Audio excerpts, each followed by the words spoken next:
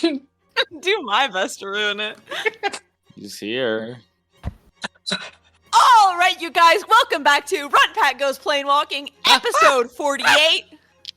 Let's get into it.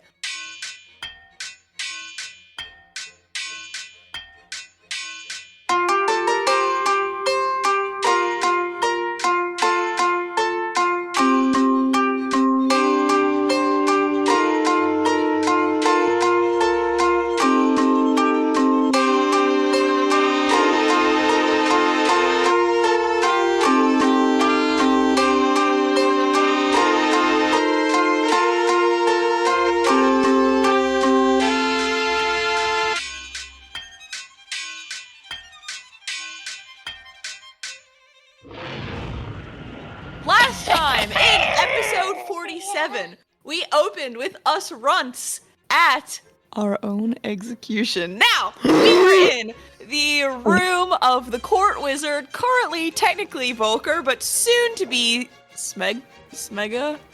That is so Smegma. Lost momentum, unfortunately. Yeah, it was really going well. Stiga, but soon to be Stiga. Some of us were on stage, some of us, Jio, were stuck to the ceiling. Deimos was disguised as Tom Clancy in the crowd. Tom Clancy. Who the fuck is Tom Clancy? We can't be doing this again. It's all about Tom Clancy, baby. We should start a Clancy count. I thought about it while I was editing episode 46 today. You know, this bit has now spanned 3 episodes as of this It's one. that funny. More. It is that funny. Cluster Clancy with cam. his Cluster, the Major General of the Guards who had falsely accused us of being guilty of the Symphony's string of murders of our close friends and associates. We had written Cluster's name using the quill that would compel him to tell the truth for 1 hour, and he was inadvertently exposing his plans. It was going pretty well for us. Clay was getting concerned by the crazy things Cluster was saying about falsely accusing us, as well as trying to get Clay removed from his position. Then 4 guards carried in the bloodied, bruised body of Abel, who had been impersonating a guard. I'm so Well, to be fair, you guys killed the original guard. That man died. We did kill, well, one of us killed the guard. Not everyone agreed about killing the guard. You were there. You were present. We watched one of our compatriots strangle a guard unconscious, as far as we were certain. Anyways, it was Abel, of course, in the body of the Berg, a known criminal who had apparently killed someone named Lawmaster Stravine. Among all this discord, one of Clay's companions cast a spell to sober him up, because, you know, an open lord is best when he is sober. The crowd began to turn on Cluster as he continued to expose himself, but Cluster got a sort of final bit in, stabbing Abel. But Orpheus was able to convince the Open Lord Clay de Clare to have one of his people cast Spare the Dying on Abel. Meanwhile, Hire noticed that this wine everyone in the room was drinking, this strange silver wine, was not alcoholic. Now, of course, Hire noticed this as he can hear alcoholic beverages speaking to him, and noticed the room was quieter than it should be. Things were finally turning in our favor. Unfortunately, Cluster managed to force us to admit that we did have a sniper on the roof. Clay de Clare didn't love that, but Jaya very politely got down from the roof and explained that he was there in case the Symphony attacked. Clay de Clare was just about ready to forgive us, giving us instead some community service time for, I think it was bringing the weapon in he was mad about. The fact that Jaya was there, but he had forgiven us for the crimes we were accused of. And in fact had Cluster taken away. But just as things were starting to settle down, the violin started playing and everybody in the room spontaneously froze. Only Clay de Clare's bodyguard, as well as select few others, including Rexy, were not influenced by this spell. In fact, our very own Deimos, who had drank in the wine, was influenced by this controlling spell. Now, Clay de Clare's bodyguard managed to help him as well as his entourage and Rexumir, teleport away, but the Symphony approach in a sort of phalanx. Now, thanks to Dulam's clutch-ass sleet storm, their concentration has been massively interfered with, and they can't see us, we can't see them. It's just sort of a fucking firefight. We're just throwing shit at them until we hear the music stop. Some people have fallen. The nobles that were under the Symphony's command quickly turned on the other nobles, and it is a fucking bloodbath up in here. But you know what? They call me the Phalanx Buster, so that brings What they call you? The Phalanx Buster. I thought they just Because I called me the busted the shit out of their phalanx, brother. All right, that brings us up to date. Thank you for your time. Woo! Yay! So do we get to know why they call you the Phalanx Buster? Because I busted the shit out of their phalanx. No, that's not it.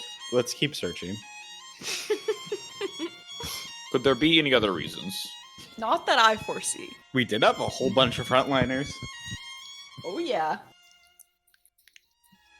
Well, that was an excellent recap. Thank you, Orpheus. The energy was really there, which I really like. Thank you. So, Orpheus, just to remind you of a few things that just, didn't really come up in the in the summary. Oh my god. So maybe it wasn't that great a summary. Right where we left off, the orchestra's main concentration spell had just been broken by none other than Dulam for creating Sneet Snorm. Sneet Storm! Sneet Snorm. Now, this Sneet Snorm caused them to lose concentration on their great symphony that they were playing, the combined might of all of these bards playing in sync to corrupt the minds of those that they're surrounded by. Now, that has failed. So, a majority, if not all of the people in this room, save for, the dead ones,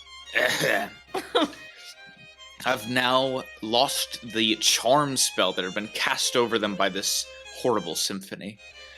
However, that was not the end of the symphony's rampage, for instead of giving in, they started playing their own individual tunes, songs completely solitary to the one playing them, and as they build on top of each other, they sound more and more grotesque and discordant until it doesn't sound like music at all, but just noise, and a magic begins crackling in the room.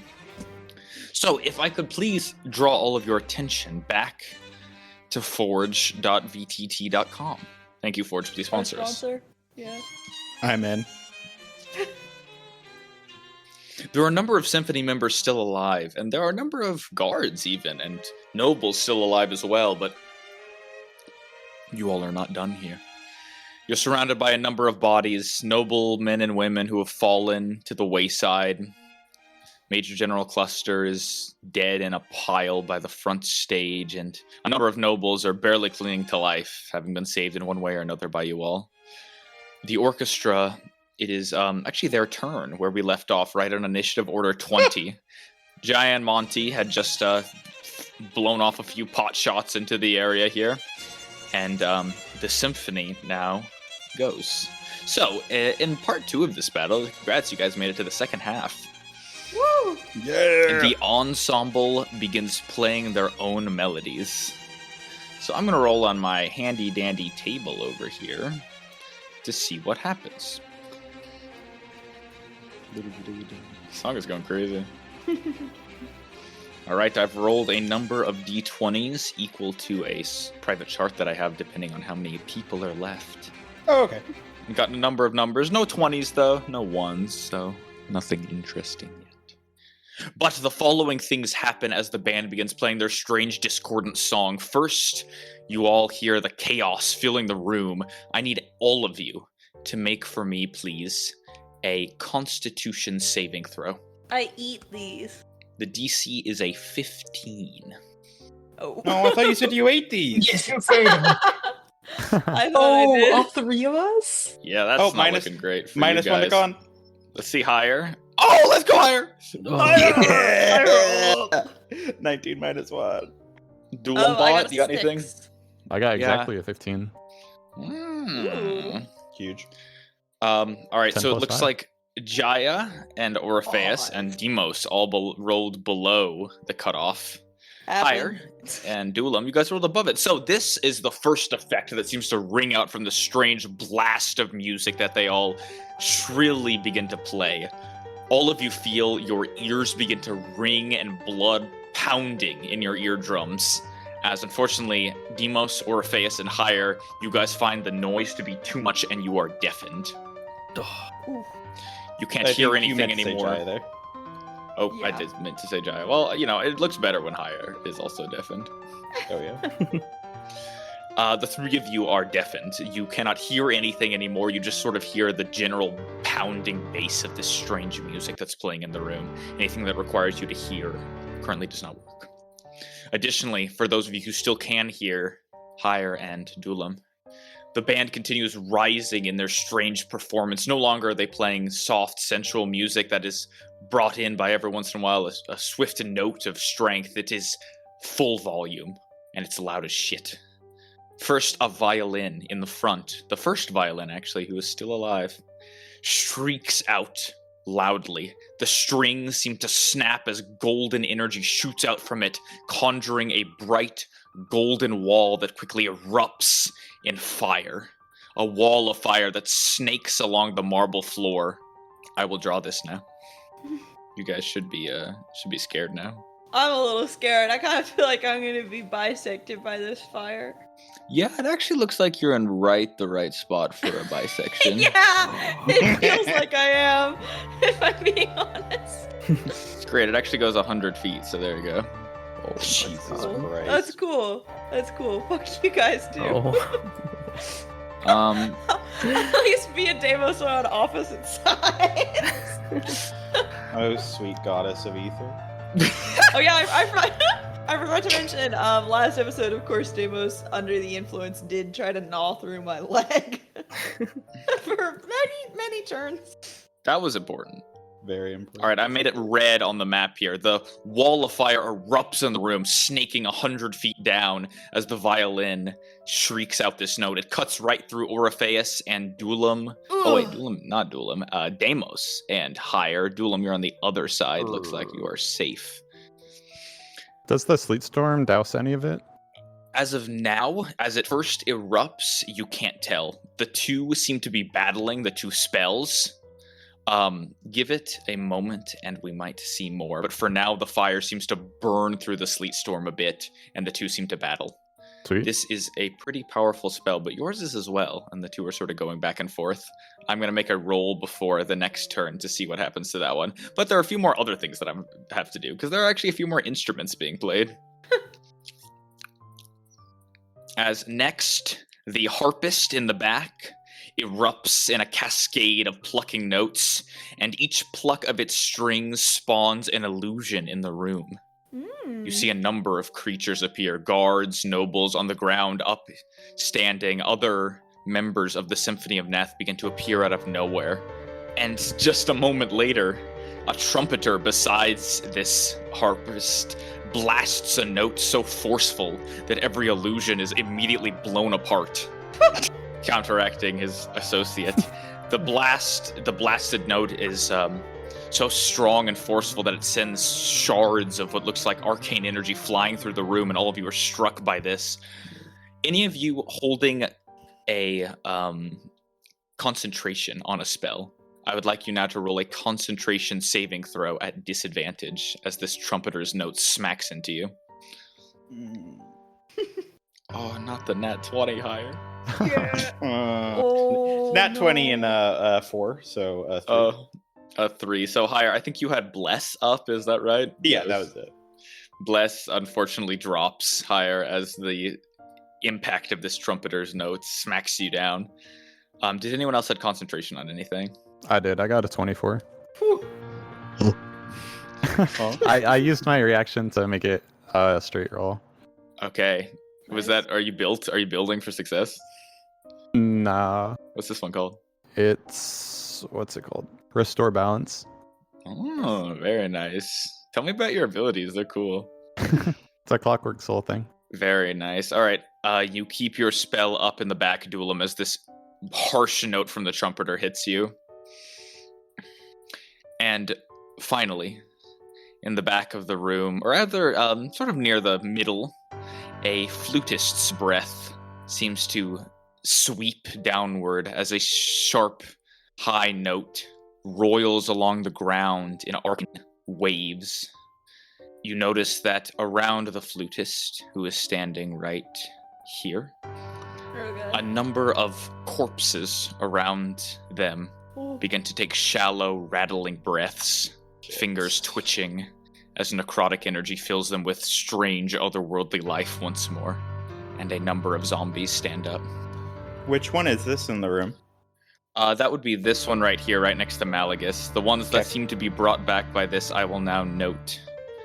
A noble behind the individual slowly creeps up, another noble beside him, and you see two more haggard nobles beside Orpheus and Malagus stand up, 4 in total, zombified creatures. God damn it. And that's actually it for the Symphony of Neth right now. That's the first it? move. Yeah, that's it for now, yeah. Well, one of them canceled out the ability of the other, so it is what it is.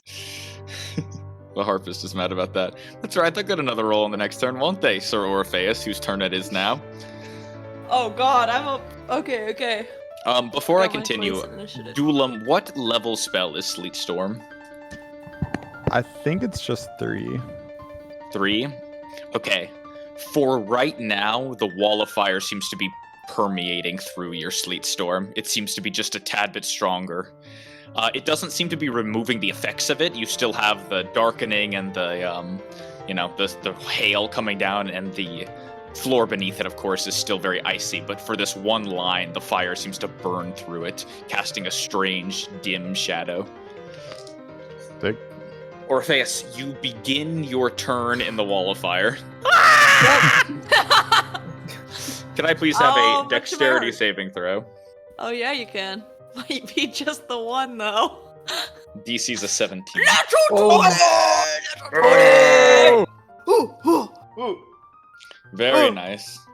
So, right, you will be taking... didn't we previously establish that means this is no damage, right? That's an ability that rogues get. It's called evasion.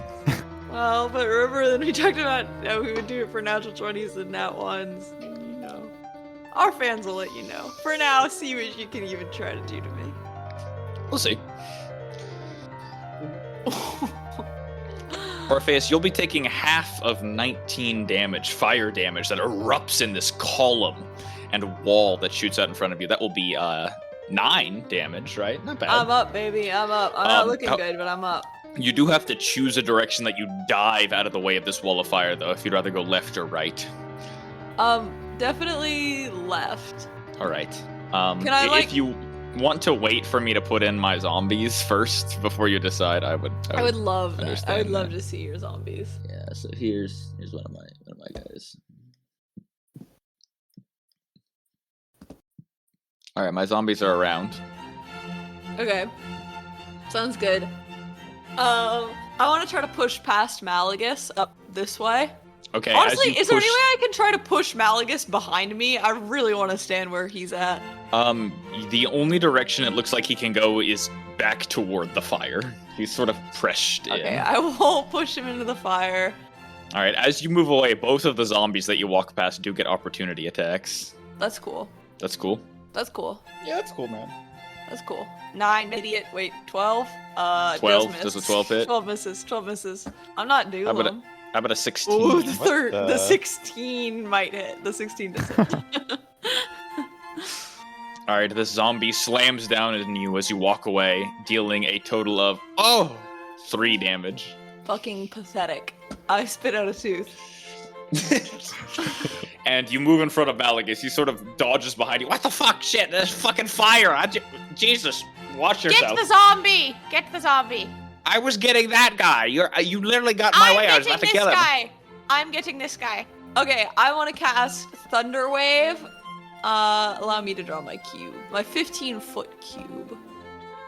Can I move it after? Oh god. Oh Jesus. Okay. I wish we hadn't allowed me to draw my cube.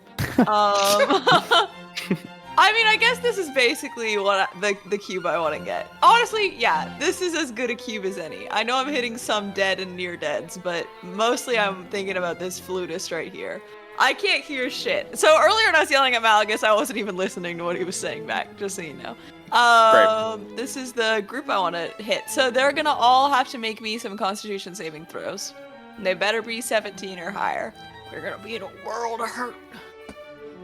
Aye, aye, Captain. Oh 17 God, is the look at cutoff, those is that right? Shitty rolls, yeah. Wow. Looks like one of them saved. All of them are single digits except one who saved. Certainly that wasn't the flutist, right? Let me count. No, it was the oboist who has not done anything yet. Okay, oboe's kind of a lame instrument anyways. Okay, that will be 2d8 thunder damage for them, which doesn't bother me at all because I can't hear it. Roll 2d8. You can't hear much. Can't hear much. Alright, 8 damage. A little underwhelming, if I'm being honest, but statistically average. Next up, I'm gonna pull out my lightning thrower and make that attack as well. So, that's a 15-foot cube. And, I don't know if this flutist is, undead spell is concentration, but if it is, oh boy, better be rolling some checks. It is, so let me roll that check real quick. Cool. Yeah, you got it. Okay. It's okay, because round 2, hitting him again. This one is the lightning thrower. Everyone in this, cone has to make a dex save, which I think is basically everyone except the zombie on the far left. You've got so many goddamn shapes on my thing. I know, and I feel like I'm the worst at making shapes, and I use them a lot. Alright, what am I rolling here? Dex save, 17 or higher. Oh my god, the song is going crazy.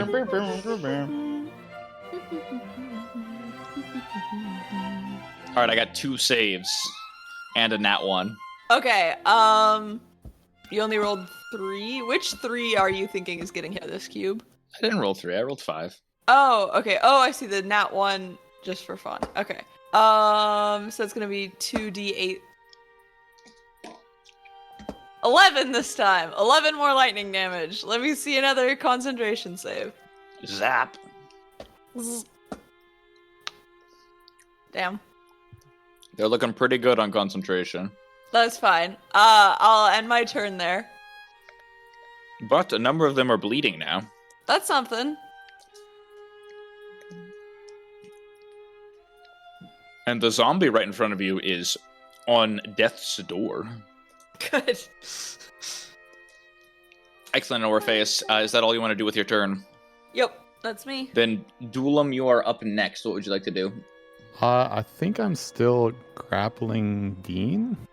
Yes, you are. Now, Dean is no longer charmed, so has sort of shrugged off some of the strange feral movements that he had a moment before, and now is sort of just pushing against you. Oh, what's the meaning of this? Why is my hands are covered with blood? Who are you? I'm Dulam. Where am I? Just a moment ago, I was listening to music, beautiful music. You're in the Waterdeep Court. Well, yes, I know that. What's happening? Why are you on top of me? Guards! Sorry, you were charmed against your will.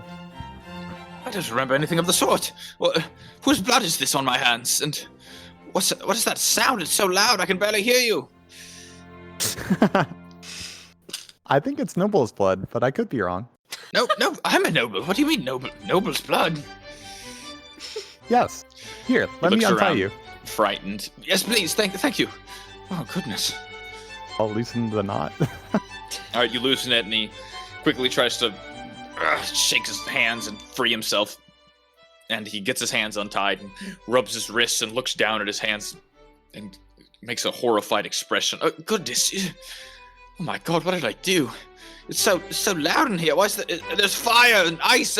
He sort of crawls back a little bit toward one of the nobles behind him. I don't know where I am. I'm quite scared. Are we all right? We are under attack. I'd recommend taking cover. Yes, thank you. He stands up and then begins running toward the edge of the room. What do you want to do, Dulam? Now that I'm not grappling, I'll cast Dispel Magic on the Wallfire. I'll take the chance. All right, it is Oh, yeah. a... what level are you casting Dispel Magic at? Only 3. Okay, so you're going to have to roll for it. It is a 4th level spell. Oh, wait, that's so easy. So that easy, too. is it? But I was just about to hit Demos and higher with that. I know. Huge, I haven't got a hit yet. And to immolate one of these corpses. You haven't got a hit yet? That's crazy. You have to start your turn in the fire. Yeah.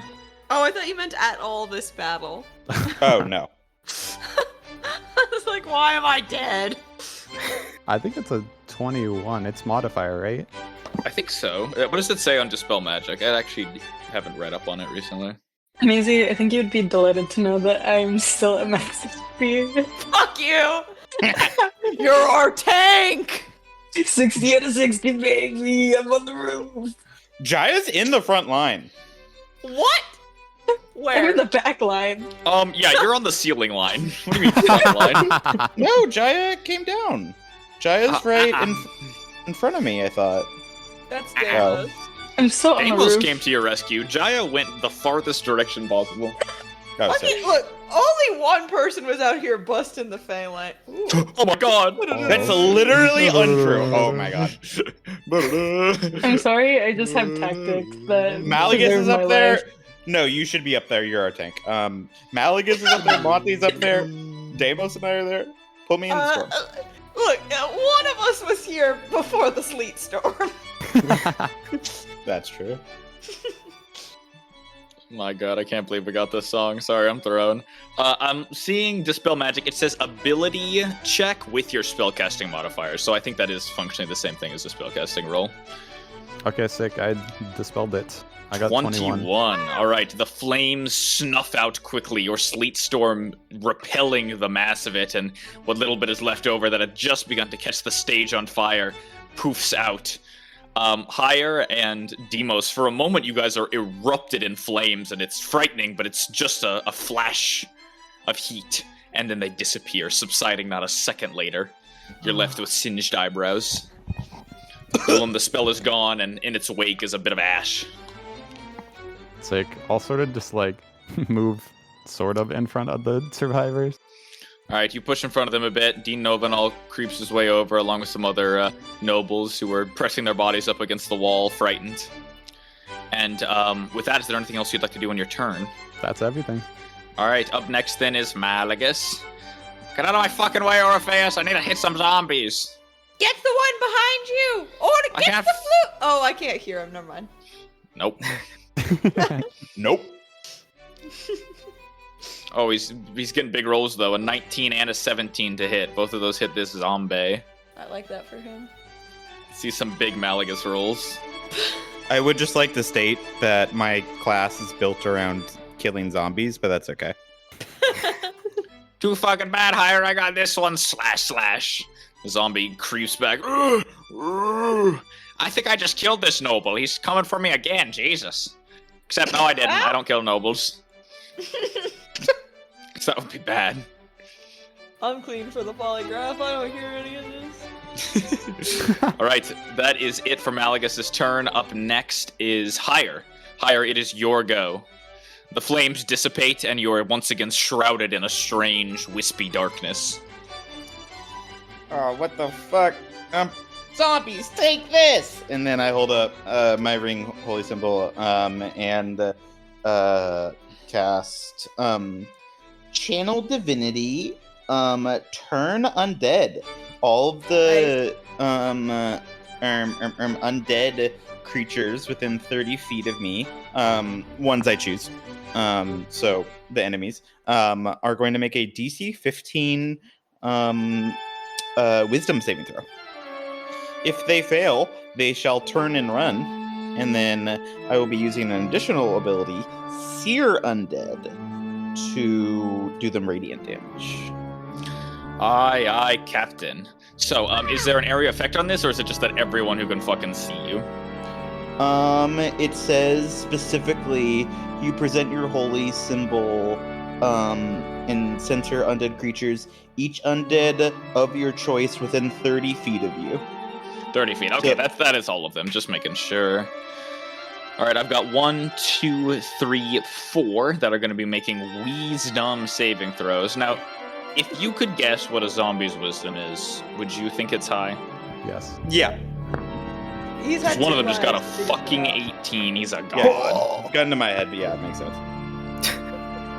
I got an 18, 11, an 8, and a last one coming in now. Nat 20. Oh my god, they're insane. Holy So I shit. think that's 2 successes and 2 fails. Okay, so the ones that failed are going to turn tail and run. Right. If the creature fails to save, it has the frightened, incapacitated condition for 1 minute, and for that duration, it tries to move as far away from you as it can in its turn. Right, This I effect got the ends frightened early if ones. the creature takes damage. And that being said, I'm gonna do them damage. So I guess Oh. actually that effect will end. My bad. Okay, all right. Tell me about the damage, though. Money. I think I actually added an extra dice. Fuck. Which one was the last one? The 3 was the last one. So that's going to be 21 damage of radiant damage to those 2 zombies that failed. 21? Yes. All right. The closest one to you, Higher, erupts in a column of radiant light, disintegrating into nothing and dying. The other one, which was actually at full health, also disintegrates into a column of bright flame, melting away and disappearing into a cloud of ash. 2 zombies are dead. Eat taint, bitch. Oh my god, I love Higher. All right, anything else you want to do on your turn, Higher? And then I'm just going to position myself. Wait, let me check. I think I have one more Draconic Cry. Yeah, I have one more of those, I believe. I've used it twice. So I'm gonna let out one last shriek. We yeah, then missed end my it. turn next to Deimos and behind Monty. All right, the cry is let out, and Demos and Monty are right beside you. Demos, you are up next. You can't hear anything, so you sort of feel vibrations from Higher as if he's screaming, but you're not seeing anything. Okay. Let me just do some quick math real quick. Just. If you want to see if Orpheus will survive that fireball you've got planned right in the middle. It's just always bigger than you expect it to be, you know? It's so big! It's just so ridiculous. Blast him, do it! It just doesn't feel. Okay. Orpheus will survive, right, Oro? I'm just, I know where I'll be. Okay. So I Yeah, guess Flixie's kitchen. we know that people aren't charmed anymore, right? Like, You're pretty sure no one's charmed, yes. okay. I don't think. Gosh, then I guess I'm gonna try. I'll start trying to move. Do I need to roll like a deck save when I move and stuff like that? Yes, you are still in the Sneak Store, Okay. which I actually should have done that for Orpheus too, but I forgot, so Oro gets a pass. Also for Ort. I think it's Doesn't just that anyone that half starts your its turn.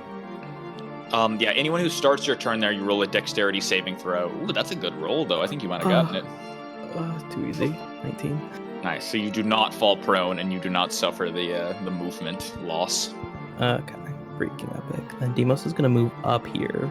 Up from. And he's gonna use his breath weapon. Oh my fucking I god. know. It has not been seen since like the Great Siege of Yeah. Circad. On that chain. Oh. Yeah, I remember you melting the fuck out of that chain, boys. Okay. It's sideways. You know, Nice. maybe Or I'll you- just. Maybe I'll just make my own cone. Cone time. Okay, I think it hits me. But that's okay. 15 foot. Okay. Okay, so pay attention to the vertical one, the one up top. There's so many goddamn cones.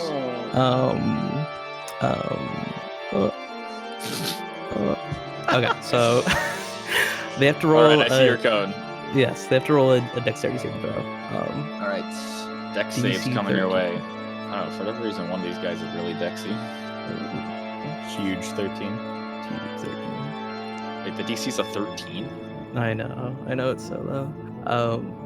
Yeah, Mason, you've been killing us with this this spell slot shenanigans. I Spell wanted to slots? know. Yeah, Yes. how many spell slots do you have left, Demos?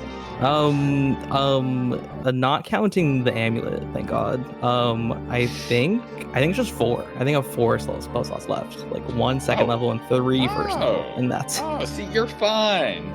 Fine. you're So 2 of the Symphony of Neth members saved. 1 of them failed. So talk to me about damage. okay. So let me roll first. A big 9, such a big 9. Nice, and it's half damage to the skunk Yes. Okay. Yes. Well, I'll tell you this much: one of them does go down. There's one just clinging to life up here. That was enough damage to drop the bassoon player in the back. One of the bassoonists falls. Nice. They unfortunately had no spells up right now, but that is 1 more Symphony of Neth member dead as hell. Nice. I think that'll be my turn. Nice, thank you. Demos. Up next is a few of my NPCs. I'll run through them really fast. Abel goes first. Where the fuck is Abel? Here he is. Abel is also deafened, so screams at the top of his lungs, "Avast ye, blackguard!" Aw. You can't hear it either. Right. I mean, I don't know if you can say that given the circumstances. What? What's a blackguard? What? What? What? Abel lands a strike. The massive sword that he'd stolen from Major General Cluster stabs deep into this member of the Symphony of Neth, dealing 12 damage, just enough to kill this member as well. One of the piccolo players in the front, the only other piccolo player besides the one you all watched to die. 1 whole instrument is now removed from the orchestra as the fellow falls dead, the instrument clattering out of his hands. Huzzah! 1 more fiend dead! He shakes his hand and looks around and doesn't see anyone he recognizes and looks sad. Stiga goes next, who had used all of his turns to cast Hold Person on people. These people now seem to be speaking to him in common. He sort of turns to them and they all go, "Unhand me, you fool! I'm quite well now." Stiga looks them over and goes, "I'm not quite sure if I can. Just stay like that. I'll unbind you once the whole thing is finished. Can't have you fighting us again. In the meantime..." He turns and looks at the figure hovering on the edge of the bookshelf, some 30 feet up. Help me! Just a moment, sir.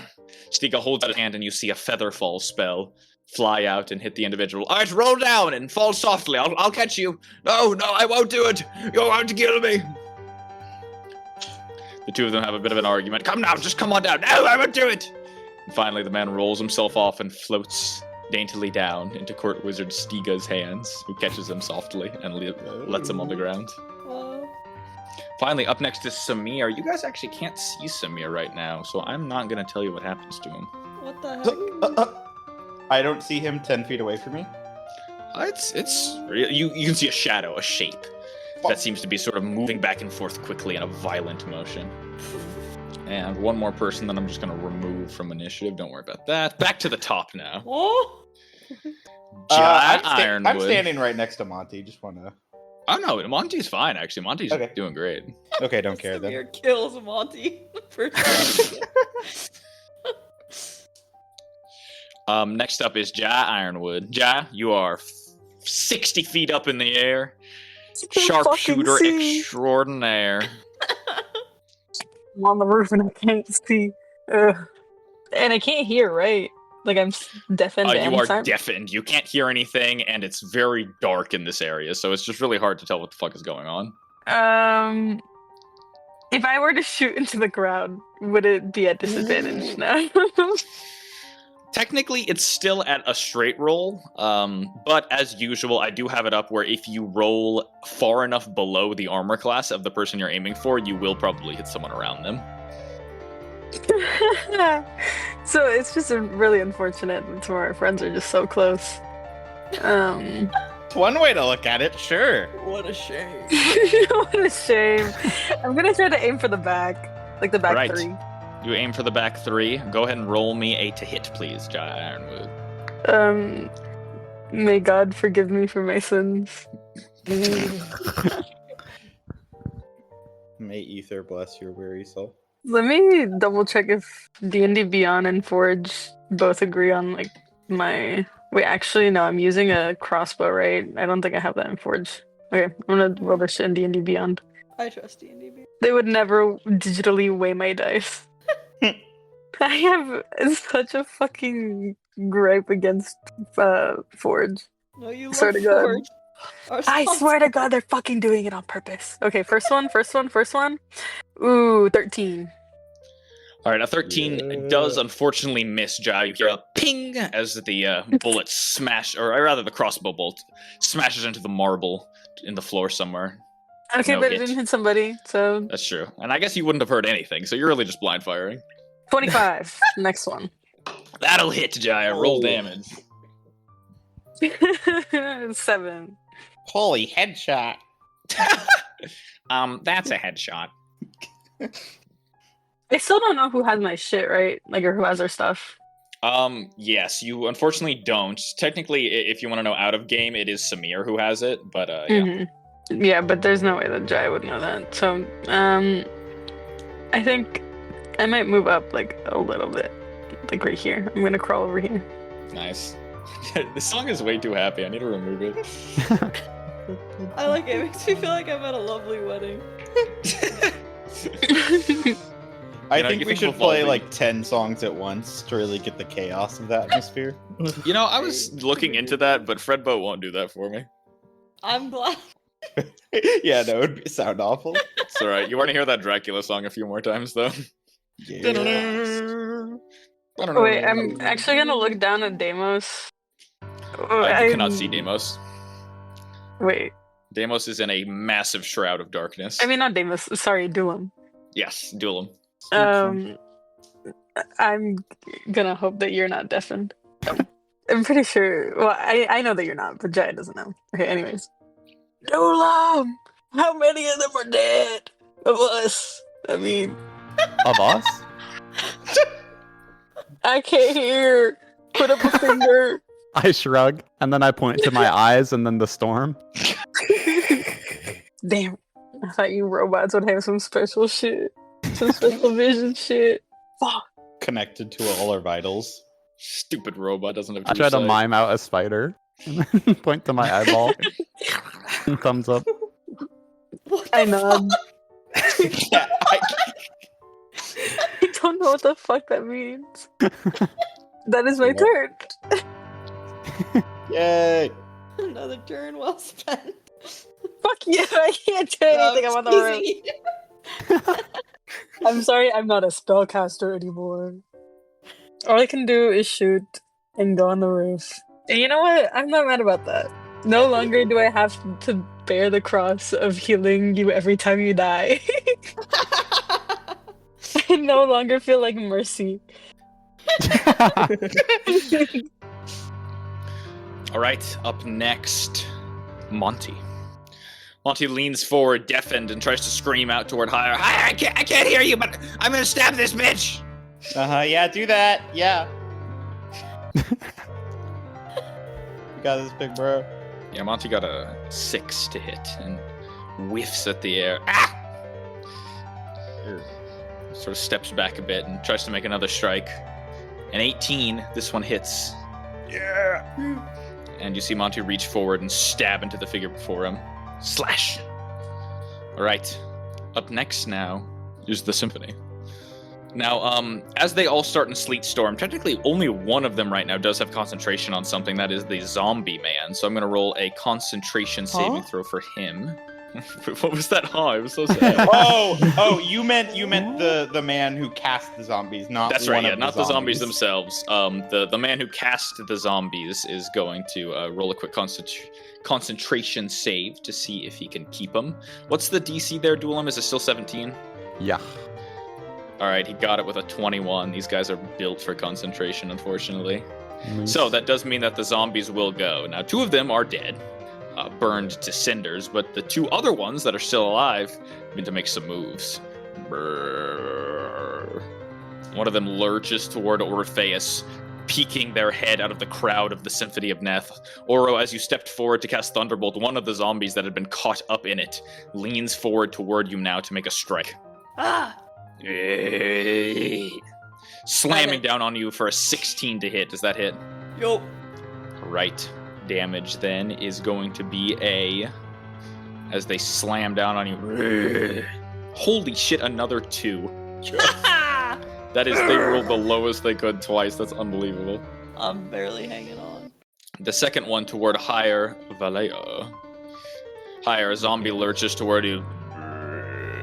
Oh, And gets a that sucks. 19 to hit. Does a 19 hit? Yeah. It does. Yeah. Okay. It was just close. Alright, here we go. With my Damage lowered coming AC. out now.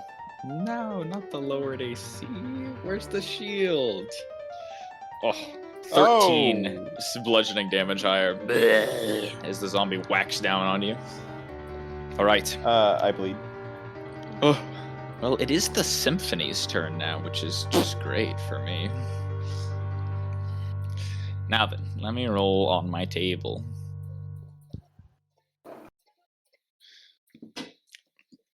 Oh, I did get the nat 1.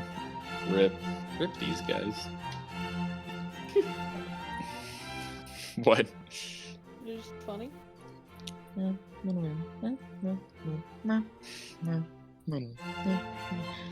All right. Sorry, I'm getting distracted. I just got the alarm to post our new episode, and I haven't done that yet. Oh. Have you sent it to me yet? I don't have it in my email. Oh shoot, I was uploading it to the email and I forgot to press send. I sent it just now. Okay, it's loading. It's sent. Excellent. Thank you, Orpheus. Of course.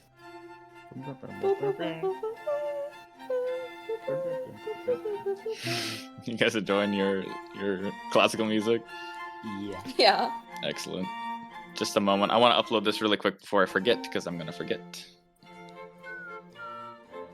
Don't worry, I'm about to do something crazy. Get excited. I'm excited. You guys excited yet? You scared? Are you scared yet? I'm too excited to be scared. Alright, in a second I'll ask you what we did in this episode, Orpheus. Okay. But for now, back to my dice. Yeah. The Symphony of Neth continues playing their strange, discordant symphony. And you guys hear, for those of you who still can hear, which I believe is just Duelim and higher, a number of instruments that seem to cast spells out into the room in wanton, strange angles. First, 2 violas duel across the room. Their melodies intertwine and shriek with one another in counterpoint that births 2 long lightning bolts, each suspended in the air that blast out in 2 seemingly random directions. First, I show you my lightning bolt. Zap. Okay, it just feels like it feels like somehow with these new lightning bolts is getting hit. Oh, that's just unlucky there. It's nice working with you guys. It's alright, I rolled for the directions if that helps. If that makes you feel any better about it. Oh, I'm glad it's God who wants me dead. 2 violas will blast out lightning bolts across the room. Additionally, in the back of the room, the timpani bangs a deep, low note. Boom, boom, boom. Slamming their mallet down, each strike ripples out through the air, which seems to summon storms and storms of thin, white sheets, paper you see appearing around them. Sheet music, torn and sharp and jagged, circling around them and spiraling through the air like blades. The oboist next to this figure pulls back in pain from the paper cuts and shards of paper that seem to stab into the side of them and lose control of their instrument, dropping the oboe and coughing out what looks like blood onto the ground, which sizzles and boils. There is now a puddle of acid in the back of the room. Cool. Just a lot of stuff going on. Trying to overwhelm you guys. Look, I'm deaf. I don't know anything except the lightning bolt. Puddle. Do I need to roll a save for this lightning bolt? You're about to. I'm building up to it, but first I'm gonna draw the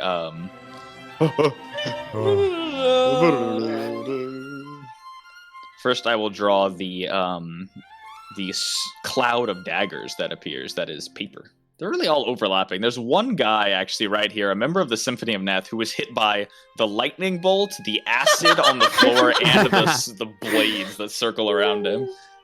So we'll see what happens to him. But first, Orpheus, lightning courses through you in a split second.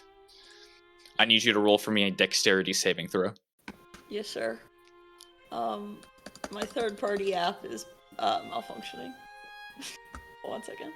What app would that be? Because I know it's not any of the ones we use. It's certainly not our sponsor, I'll tell you that much. Okay, you said dexterity save? That's right. Okay, it's an 11 for me. That is unfortunately a failure, Orpheus, as you will take the full brunt of the damage from this lightning bolt as it zaps out toward you, dealing a total of 30 damage. It's been a pleasure serving. How you looking, Oro? I spark and fall to the ground. Fuck, I had such a fucking cool next turn, too. Shit, are you next, too? Damn. No! No! Mason, you're missing out on some real creative parts usage. No! It's alright, someone might bring you back. You'll be fine. Besides, the Symphony of Neth is currently being damaged, too.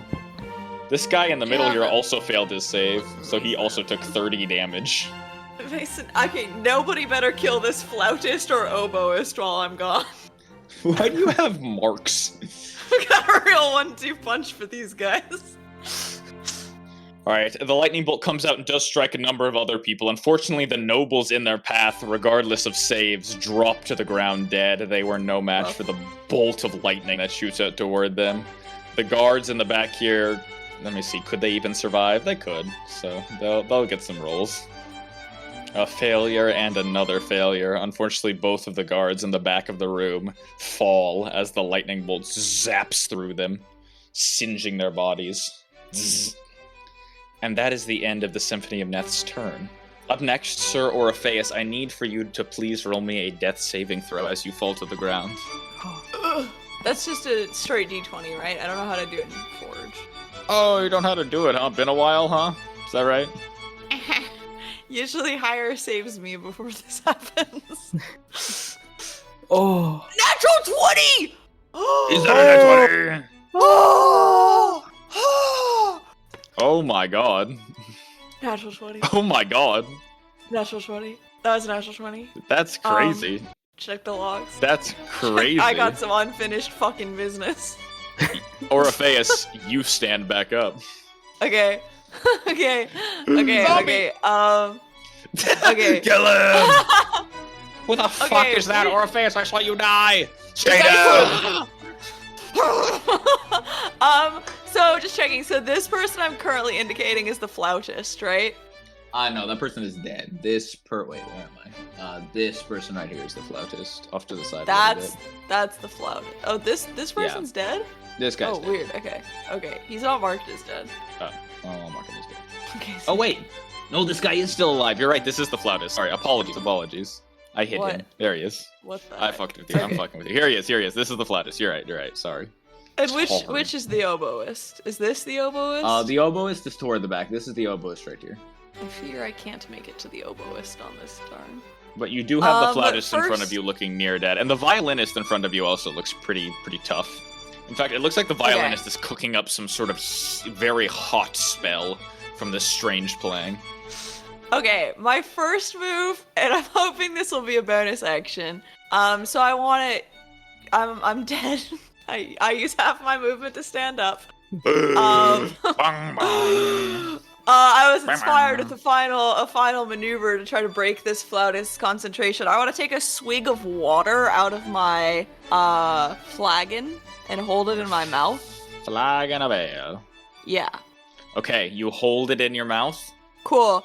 And then I want to grab the flautist's flute in my two palms, trying to cover up all the holes he's not covering up. And then I want to put my mouth on the other side of it, and I want to spit my water as hard as I can into his mouth. I like this, Orpheus. This is very creative Yeah. parts usage. Here's the thing. There's I a am lot gonna of need blood to... in this too. That does help. You did just stand back Thanks. up with 1 health. In fact, this thing I thought you died. You fell to the ground dead, but then you heard the Yeah. bells. Unfortunately, to interrupt this, I will need you to make me some sort Yeah. of strength or like acrobatics check to sort of like wrestle this thing Acrobatics out of his sounds hand. good. Can we Yeah. flavor this acrobatics? I'm lurching up from beneath him, you know? Yeah, exactly. You're sort of intercepting him and you're lurching up. Give me an acrobatics check against his strength, which is a Cool. +0. And I just want you to consider, I don't know if you've ever had someone out of nowhere try to blow air into your lungs, surprisingly, but I think that person usually has, like, pretty good odds of surprising you. Okay, You've I'm got it, already Orpheus. ready for someone to kiss He me. got a 15, you got a 21 on your roll. You slip underneath and behind the figure, sort of surprising them as they continue to play their song, continuing to hold concentration on these creatures. You approach the side of the flute, sort of, it's almost like a kiss, isn't it? Well, no, because Nah. I'm going on the opposite hole. You know, I'm across the flute. But it's like an indirect kiss. Yeah, you could call it that, for sure. You guys are blowing air into each other's mouths. You press your lips up against the instrument. The player is confused by this, but not quite sure what you're gonna do. Their breath control a bit more potent than yours. They think they'll be alright, but then they are surprised by a breath of somewhat warm, spitty, bloody water that shoots through the Yes. instrument. I'm going to give this figure a saving throw here, and they're going to be rolling a disadvantage for Thank for you. this. This is a concentration saving throw. No, it is not Yes! enough. The water was Garbage! enough to fuck with this guy, and you see both of the zombies still alive in this room drop to the ground. Thank fuck. Guerrilla warfare Okay. tactic. While I'm going to count that as a holding- bonus action. Love that. While I'm holding his hands and his metal flute, I want to cast Shocking Grasp into the flute, so I'm hoping it'll sort of hit his face, fingers, etc. Yeah, because you already have him sort of held down, I'll have you can roll to hit with advantage. Thank you. It's plus. Oh god, forge. Why does my none of my macros ever work? I should just stop trying to use them. Okay, maybe Shocking Grasp. Oh, dirty 20. Very nice. That does hit. Thank you. Okay, so I'll roll the damage, but you know my main goal with this is I'm trying to break his grip on the flute. Nice. I've lost connection to the server. Okay, wait, damage. Okay, 8 damage. Okay, that is just enough. The flautist croaks out a breath of Died smoke for that? and drops to the ground dead. Oh my god. Okay, GG. I'll pocket the flute. One down. Alright, you grab it and pocket the fine silver instrument filled with blood and wet phlegm. Well, whoever I sell it to won't know that. Alright, next up is Duelam.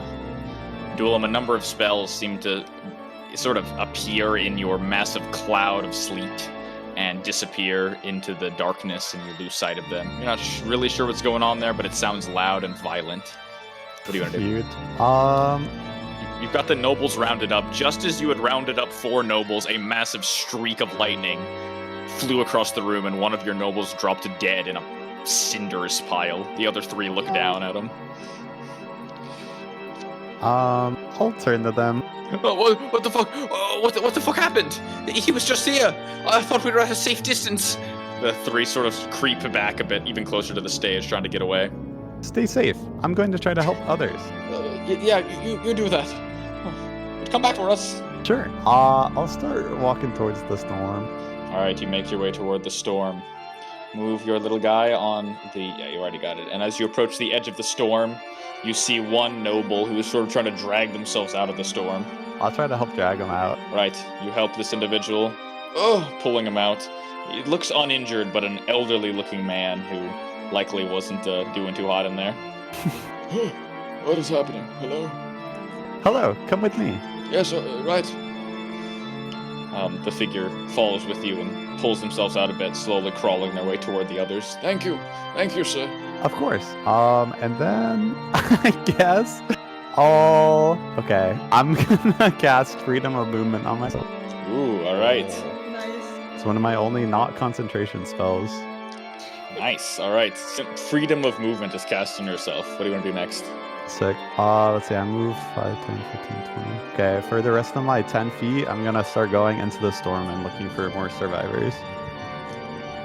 Okay, you begin stepping into the storm. Please give me a perception check at disadvantage to see inside of here. Okay, an 11. It's pretty good. You step inside. You see a couple of sort of shadows, shapes, really. You're not sure what or who they are, but one of them does stand out to you. Even as you step right in, to your right, two figures seem to be sort of huddling over one another. You're not sure if they're dead or merely just standing as still as possible in the sleet storm, but you don't think that they're enemies, and they're definitely not any of your friends.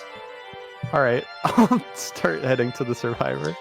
All right, you move 5, 10 feet over. You find a little pile of people, 3 in total. One of them is dead. Looks like an individual who has a number of flesh wounds on them torn up. Another, a survivor, is on top of them crying, hands covered in blood, mouth and face dripping with it. It looks like this person killed the other and is just coming to cope with it. Third individual, and severely maimed individual, is trying to claw their way out of the sleet storm just a foot away, moving away from the two of the individuals, one on top of the other. Who do you want to help?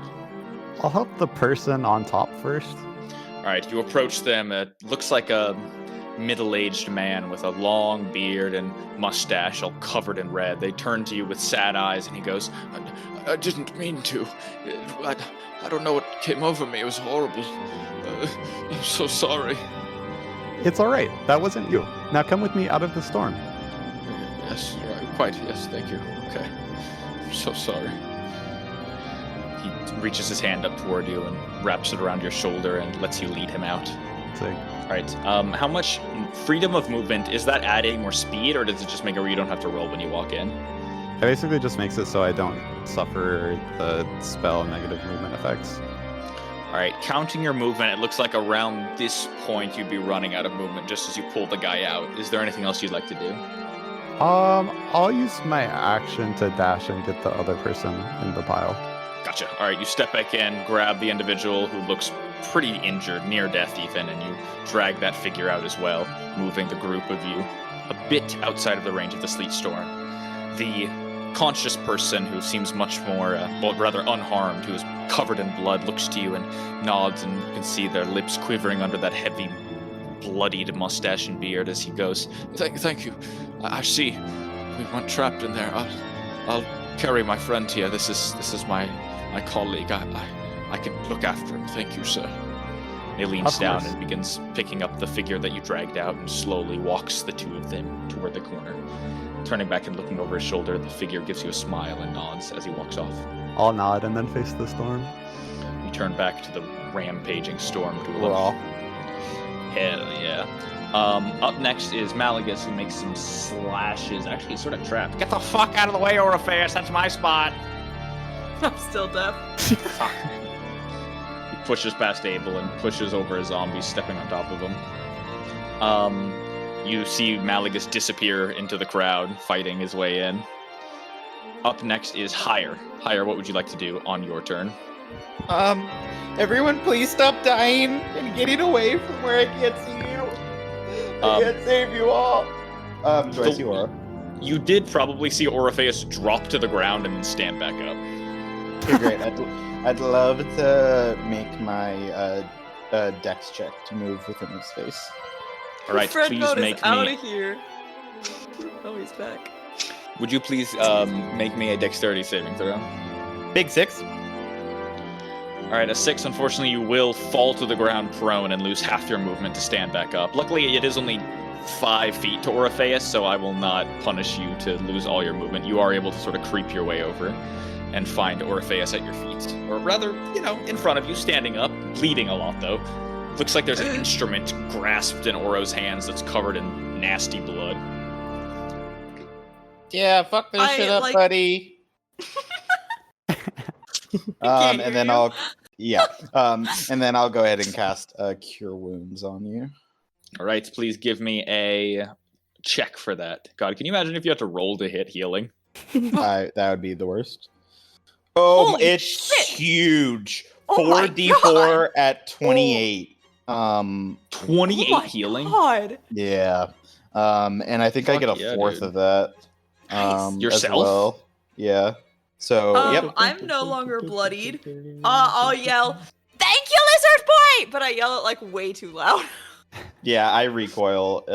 And actually, if I can, move back to my original spot. Can I move 5 more feet? Yes, you can. You move back to your spot. Cool. Oro yelling at me like pushes higher back. 5 feet. It's loud as shit, dude. End turn. That is my turn. All right. All right, higher. That is the end of your turn. Up next, then, I have, please, for your viewing pleasure, Deimos. All right, Deimos, what do you have in store for us today? There are a number of dead in front of you. You see, just out of the corner of your eye, whizzing, whirling pieces of sheet music, cutting up and damaging a bunch of nobles and guards alike. Additionally, there seems to be a pool of acid up into your right where a figure looks like they had stopped halfway through a spell and hurled. What do you got? I think Demos is feeling pretty overwhelmed, especially after what he saw Oro do. Yeah, that would fuck anyone up, I think. That show was inspiring. So using his amulet, I think Demos is gonna cast his last fireball of the combat. Yeah. God. Fireball. Oh god. Okay. I'm so excited to see this circle. I am so fucking scared to see this circle. I don't know where it's going to be, because Mally has pushed his way in a little bit. I can take it. Okay. This feels good. Maybe? No. Sometimes it's hard to see if I'm included. Just bomb yourself. Okay, this feels good. This feels good. Oh, that's great. Oh, well. Oh, that's good. That looks good. Yeah, that's actually great. I don't think you're missing really anyone or getting anyone important. I mean, there will be a number of guards who swore their life to service who will die in this, but Well, but they're already in a couple AoEs anyway, so. Yeah, Deimos my bad. guard killer. I do think Deimos has the most guard kills so far. New nickname. It's alright, no one knows it. It's all dark in here. Exactly. It's cloudy. Now when the wizards come back to do the check out the corpses when they do all their The investigation. Yeah, exactly, the forensics team sees all these fire wounds and they're like, huh. Oh. I don't know that the symphony wasn't casting fireballs. It's true, they did cast a wall of fire. Everyone saw it. Yeah. Alright, I'm gonna need some dexterity saving throws. Alright. Holy fuck, that's a lot. I think Dulam is our PR manager right now. Making us look like the good guys. Alright, I'm rolling all my saves. What is the cutoff? 16. It's pretty high. I've got 1, 2, 3, 4, 5 out of 12 who pass it. So just about half. Give me some damage, please. 24. Oh, yeah. All right, let me just kill off some guards real quick. Blech, that guy's dead. No way. There were 3 guards that were killed in that blast. Oof. Burned to a cinder.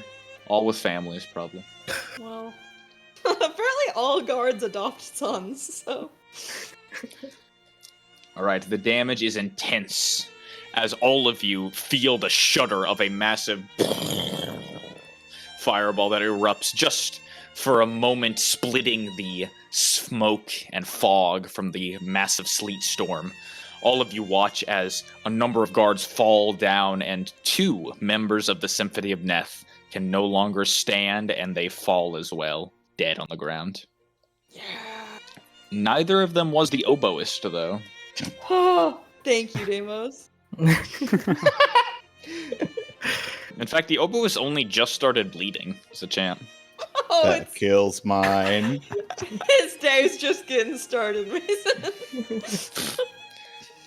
The lead violinist is now a very, very near-death individual. Right. And with that, Deimos, is there anything else you'd like to do on your turn? I think that's it. That's it. All right, I jumped to a few NPCs. I've got Abel locked and loaded with a... Oh, I fucking sent him to God. With a strike, he reels out in front of him, making a nasty attack, attempting to smite one of these bastards down. Okay, somehow my rolling got glitched when Deimos rolled all those d6s, so I'm going to quit and rejoin. Too powerful.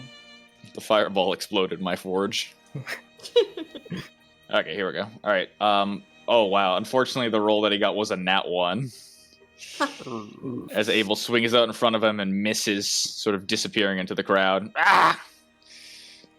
Next up is Stiga, who has just helped down an individual. He calls up to Jaya now. Sergeant, do you need help down? Or are you quite all right? Jaya, you hear nothing. I'm not Right, even looks gonna like look down. I don't know Yep. what to look at. Aiming another shot, right. Dula, my boy, are you around? Hello. Dula, I can just barely hear over this noise. This sleet storm, this is your doing, yes? Correct. Are we keeping it up? I can't see in there. Many of my abilities involve sight. Shall we dive in? I can help find survivors with you. I suppose so. Right, I'm wish not me sure luck. if the others in there can hear us, though. Shit, that's alright. I believe I have something that could help. He holds out his hands, and you see before you a small square appears of fairy fire. Oh. A 20-foot cube appears, and a number of creatures inside of them begin to glow bright, yellowish gold that seem to persist through the haze and smoke. Wow. There are a lot of squares on here. I'll just keep note. There are three, over on his side that begin glowing. 2 nobles and a guard, who he immediately nods his head and goes, "Right, I'm after them. Follow me if you, yes. Well, good luck." And he disappears into the sleet storm. Stiga ends his turn. Samir goes up next. Again, none of you really see Samir, but higher, you hear a bit of a mechanical whirring as running by your feet is a small, what looks like mechanical fox. It runs sort of underneath your feet and then immediately makes a chomp on top of the member of the Symphony of Neth in front of you. You think you hear Samir call out, but it's hard to hear over the sound, and you see a bit of an outline of his shadow as he sort of ducks out of the way, holding his small bag in front of him. Fantastic. The fox makes a successful bite, dealing 8 piercing damage. Big And that is what you chomper. see of Samir. Oh, he bloodies this man. Excellent. Back to the top of initiative now. Jaya Ironwood, the one and only. What you got for me? I have no clue what's going on, but the only thing I can do is shoot. God damn it. That's all he knows. Most of these bitches are dead. That's true, I think. I will just shoot in the area where I hear the music is the loudest. All right, roll to hit. If it ain't broke, don't fucking fix it. Yeah! Yeah! If it's broke, fix it. Oh, Sorry, chip nat damage is 20. chip damage. Sharpshooter. Wait, do I double it or do I roll it twice? Whichever you prefer. Well, D&D Beyond rolled 2 different dice for me, so Fine. 15. All right. Yeah. 15 is a good roll. You hear a loud "Ugh!" as someone in the back line gets shot through and rolls a Constitution saving throw to see if they can hold concentration on their cloud of daggers that they have. Straight roll. They got a 13. I think that is enough. Okay, hearing Yeah. them grunt, I'm gonna shoot in the same area. I rolled again, I got a 24. That does hit. Does that All right. hit? Okay, Yes, 7 damage. roll damage. Imagine getting shot and 7. holding concentration.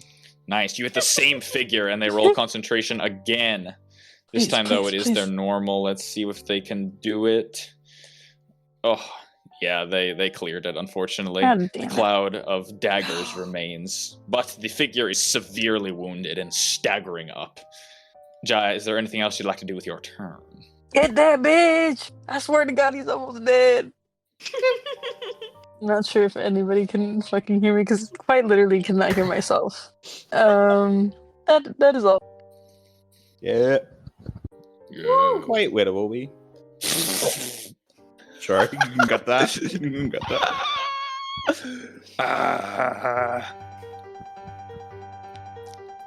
All right. Next up is Monty. All right, Hire. I think I've only almost killed this guy. A couple more smacks, right? Nat one. The kobold goes skittering forward, colliding with the member of Symphony of Neth and dropping his dagger. Shit, fuck! He leans down and tries to pick it up, but that is unfortunately the end of his turn. Happened Right. to the best of us. Fuck, that's so embarrassing. Up next, the Symphony returns. During their turn, I will also run some of the nobles around here who stumble off in different directions. Conscious now, but not quite sure what's happening, and really unsure of where the direction of safety is. One guard makes their way out on the top, and a number of guards on the side here within the massive cloud of daggers take more damage. Some of them survive, but a few unlucky ones drop to the ground dead. A number of Symphony of Neth members are also torn up by this, though, so that's nice. Does the caster roll concentration again? Oh, yes, thank you for reminding me. Concentration. They got a... Yeah, that is unfortunately a pretty fine concentration sec. They got a 29. It's all they know. It's all they practice for. He survives it. There are no other individuals keeping concentration now, though. The zombies have all fallen, and only one spell is currently being concentrated on, which is the Cloud of Daggers. They are now going to roll their random table. They are down to 4 events that are going to happen, as a number of them have died. That's pretty good. Ooh, I got the 20.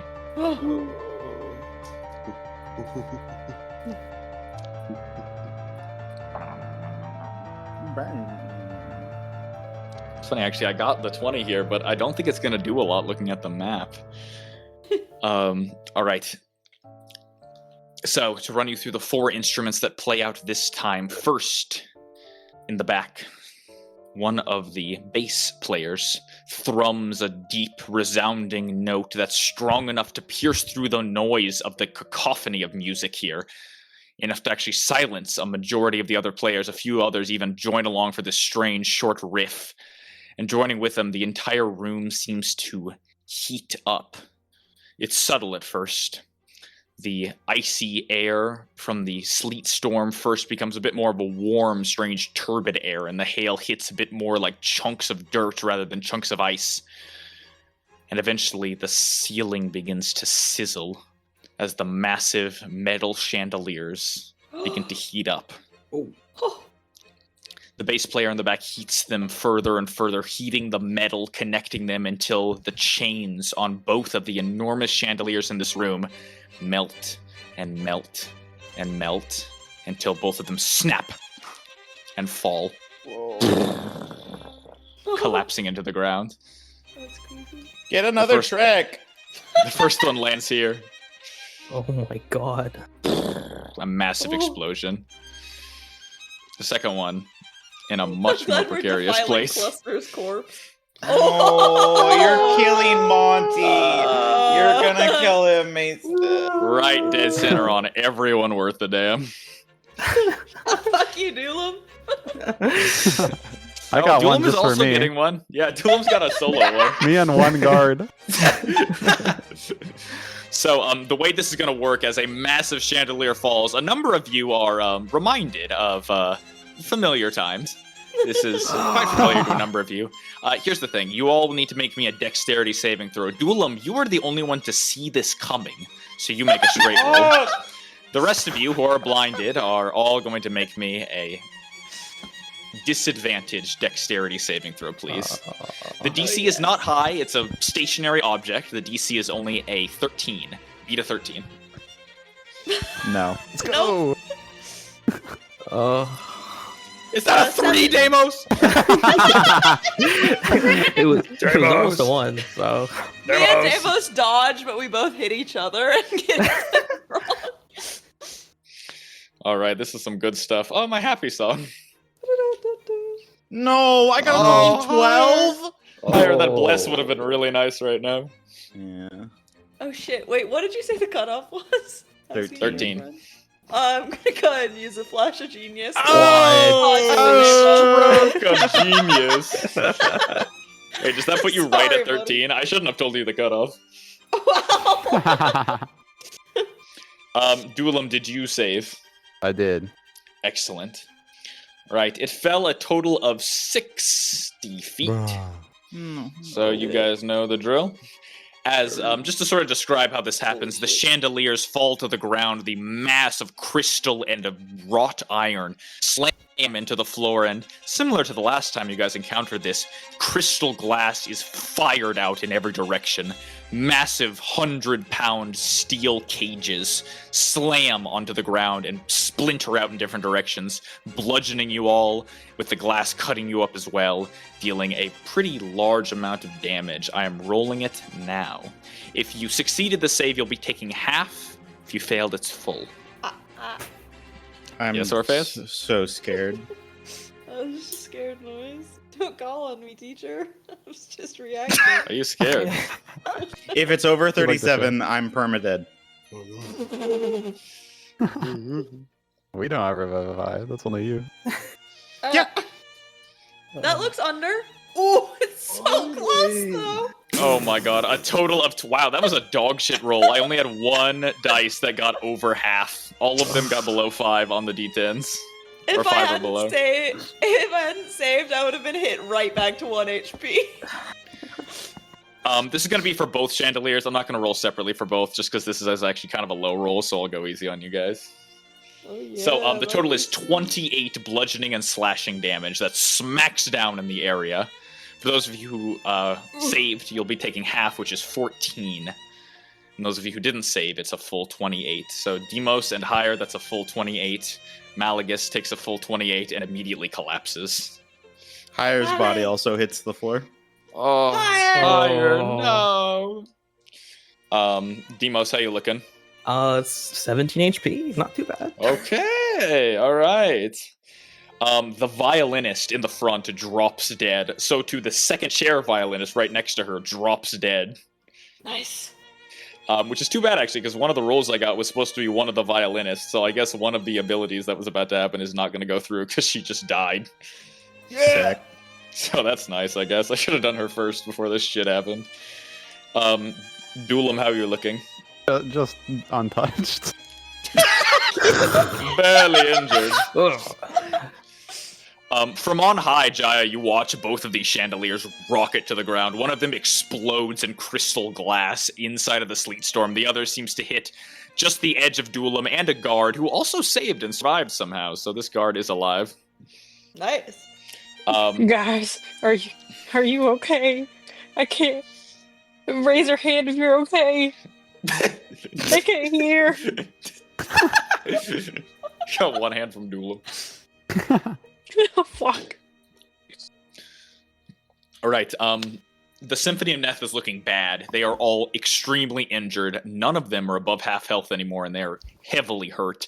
There were supposed to be 4 abilities that came out. One of them just died, and this is the other, so there's 2 left. I will run through them quickly with you now. Before I do so, though, those of you who are in the blast radius of these chandeliers, this whole area is now difficult terrain because of all the glass chunks on the ground. Those of you who are inside of the sleet storm, it already was difficult terrain, so it doesn't matter. So really, it only matters for Duelam in this small circle out here, which I think you see. You do watch as General Cluster gets absolutely squished flat by this. His corpse. He was already dead. Good.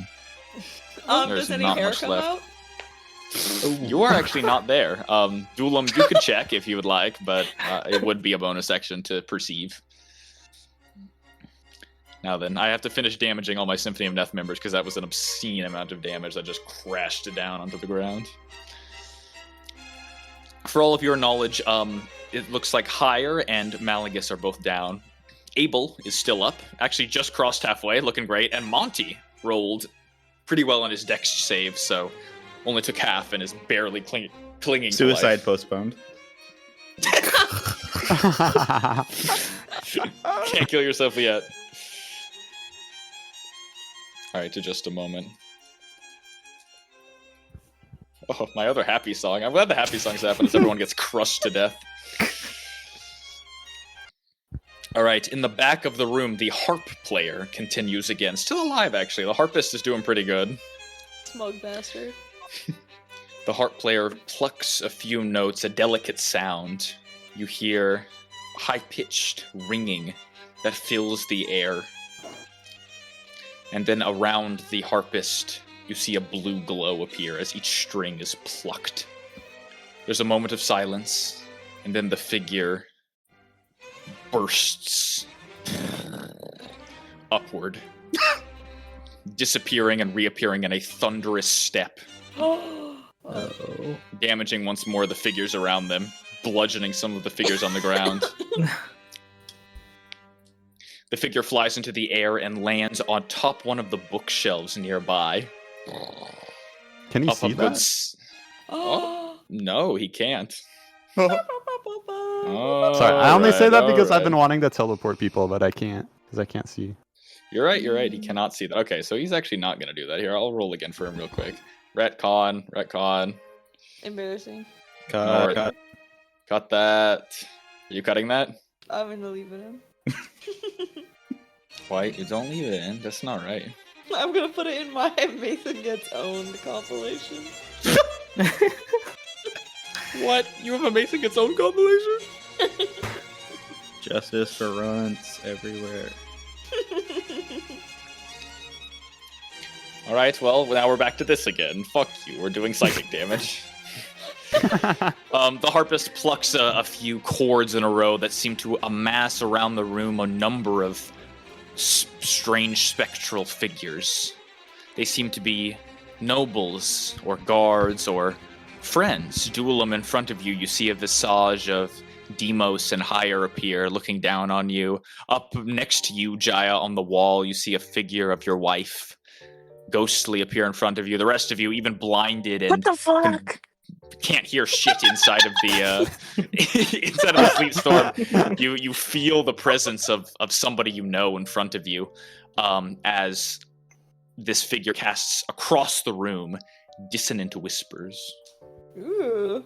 These figures whisper to you quietly, and it scares you for a moment as their faces twist and turn into horrible, frightening figures. You see too many teeth, too much hair growing out of their mouth and eyes, muscles bulging and twisting. And I need all of you in the room, please, to make a wisdom saving throw.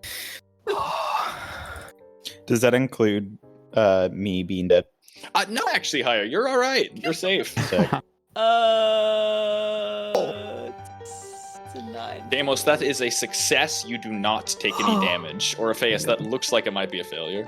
Yeah, it's a fail. I would guess it's a failure. I Yeah. don't even have a reaction to have a flash of genius, so. I think Daddy Jaya failed. No! The DC is a 17 for this, pretty high. I got an 11. Ooh. Duelim, what'd you get? I got 17. Oh! Duelim will 18 not be minus harmed. 1. Will not be harmed. Alright. For those of you who got below a 17, Orpheus and Jaya, you guys take a total of, wow, that was an insanely good roll, 11 psychic damage. We're starting to look bad again. Oro, you take 11 psychic damage, racking through your head as you see in front of you, it looks like Abel is crying and pointing at you and laughing, and then you see Riddicy pointing at you, her face twisting and curling into something horrifying, and you feel judged and shamed, and you take 11 psychic damage. Same for you, Jaya. You feel pain and suffering and agony, and you sort of...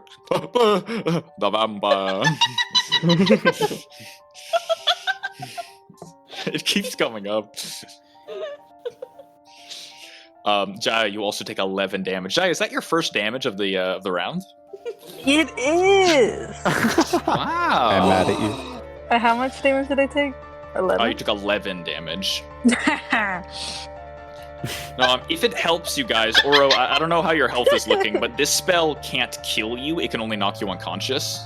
That's cool. I do have 4 health left, so I'm not worried.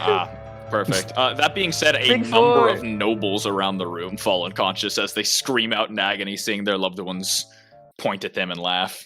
Honestly, that's like the best case scenario for them at this point. Yeah. But now there is not a single person left in the room. Well, there are actually a few that have not been injured yet. You hear the cry of Court Wizard Stiga through the sleet storm out in front Dulam. You even hear the cry of Abel, ah! And Samir, which is a bit more like, ah! Crying out from inside of the sleet storm. Now then, one final spell and they end their turn. This one is simple and elegant. The oboist, still on his feet after all this time, plays a quick shrill note. It's deep and somewhat wooden, but has this shrill quality as they almost bite down on the reed. You can tell there's pain and agony in this spell.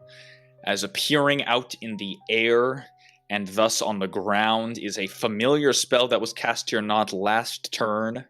No. A roar of fire.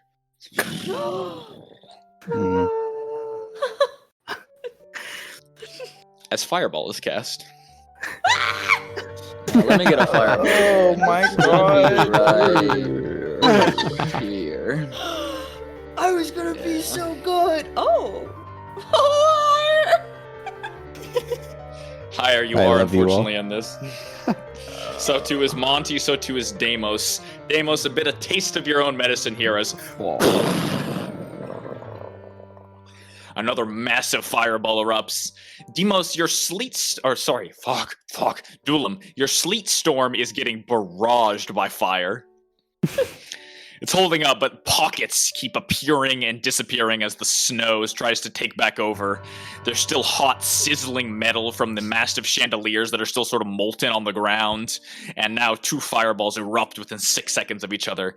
This second one erupts just in front of the Symphony, catching Deimos, catching Hire's body, catching Monty and Samir, as well as a number of nobles and 2 members of the Symphony of Neth. It's all no holds bar now. Everyone is on the chopping block. So I'm going to go ahead and roll damage now. I need from you, Deimos, a Dexterity saving throw. Deimos, that's a 2. Oh. Higher, unfortunately for you, this is an automatic death saving throw in the negative direction. If you would please mark off on your character sheet 1 bad roll immediately from the damage you take from this. Okay. I'll take that. No. Listen, that's scary, man. If you roll a 1 on your turn, it's lights out. I was already preparing to write a new character, so I actually feel really good about that.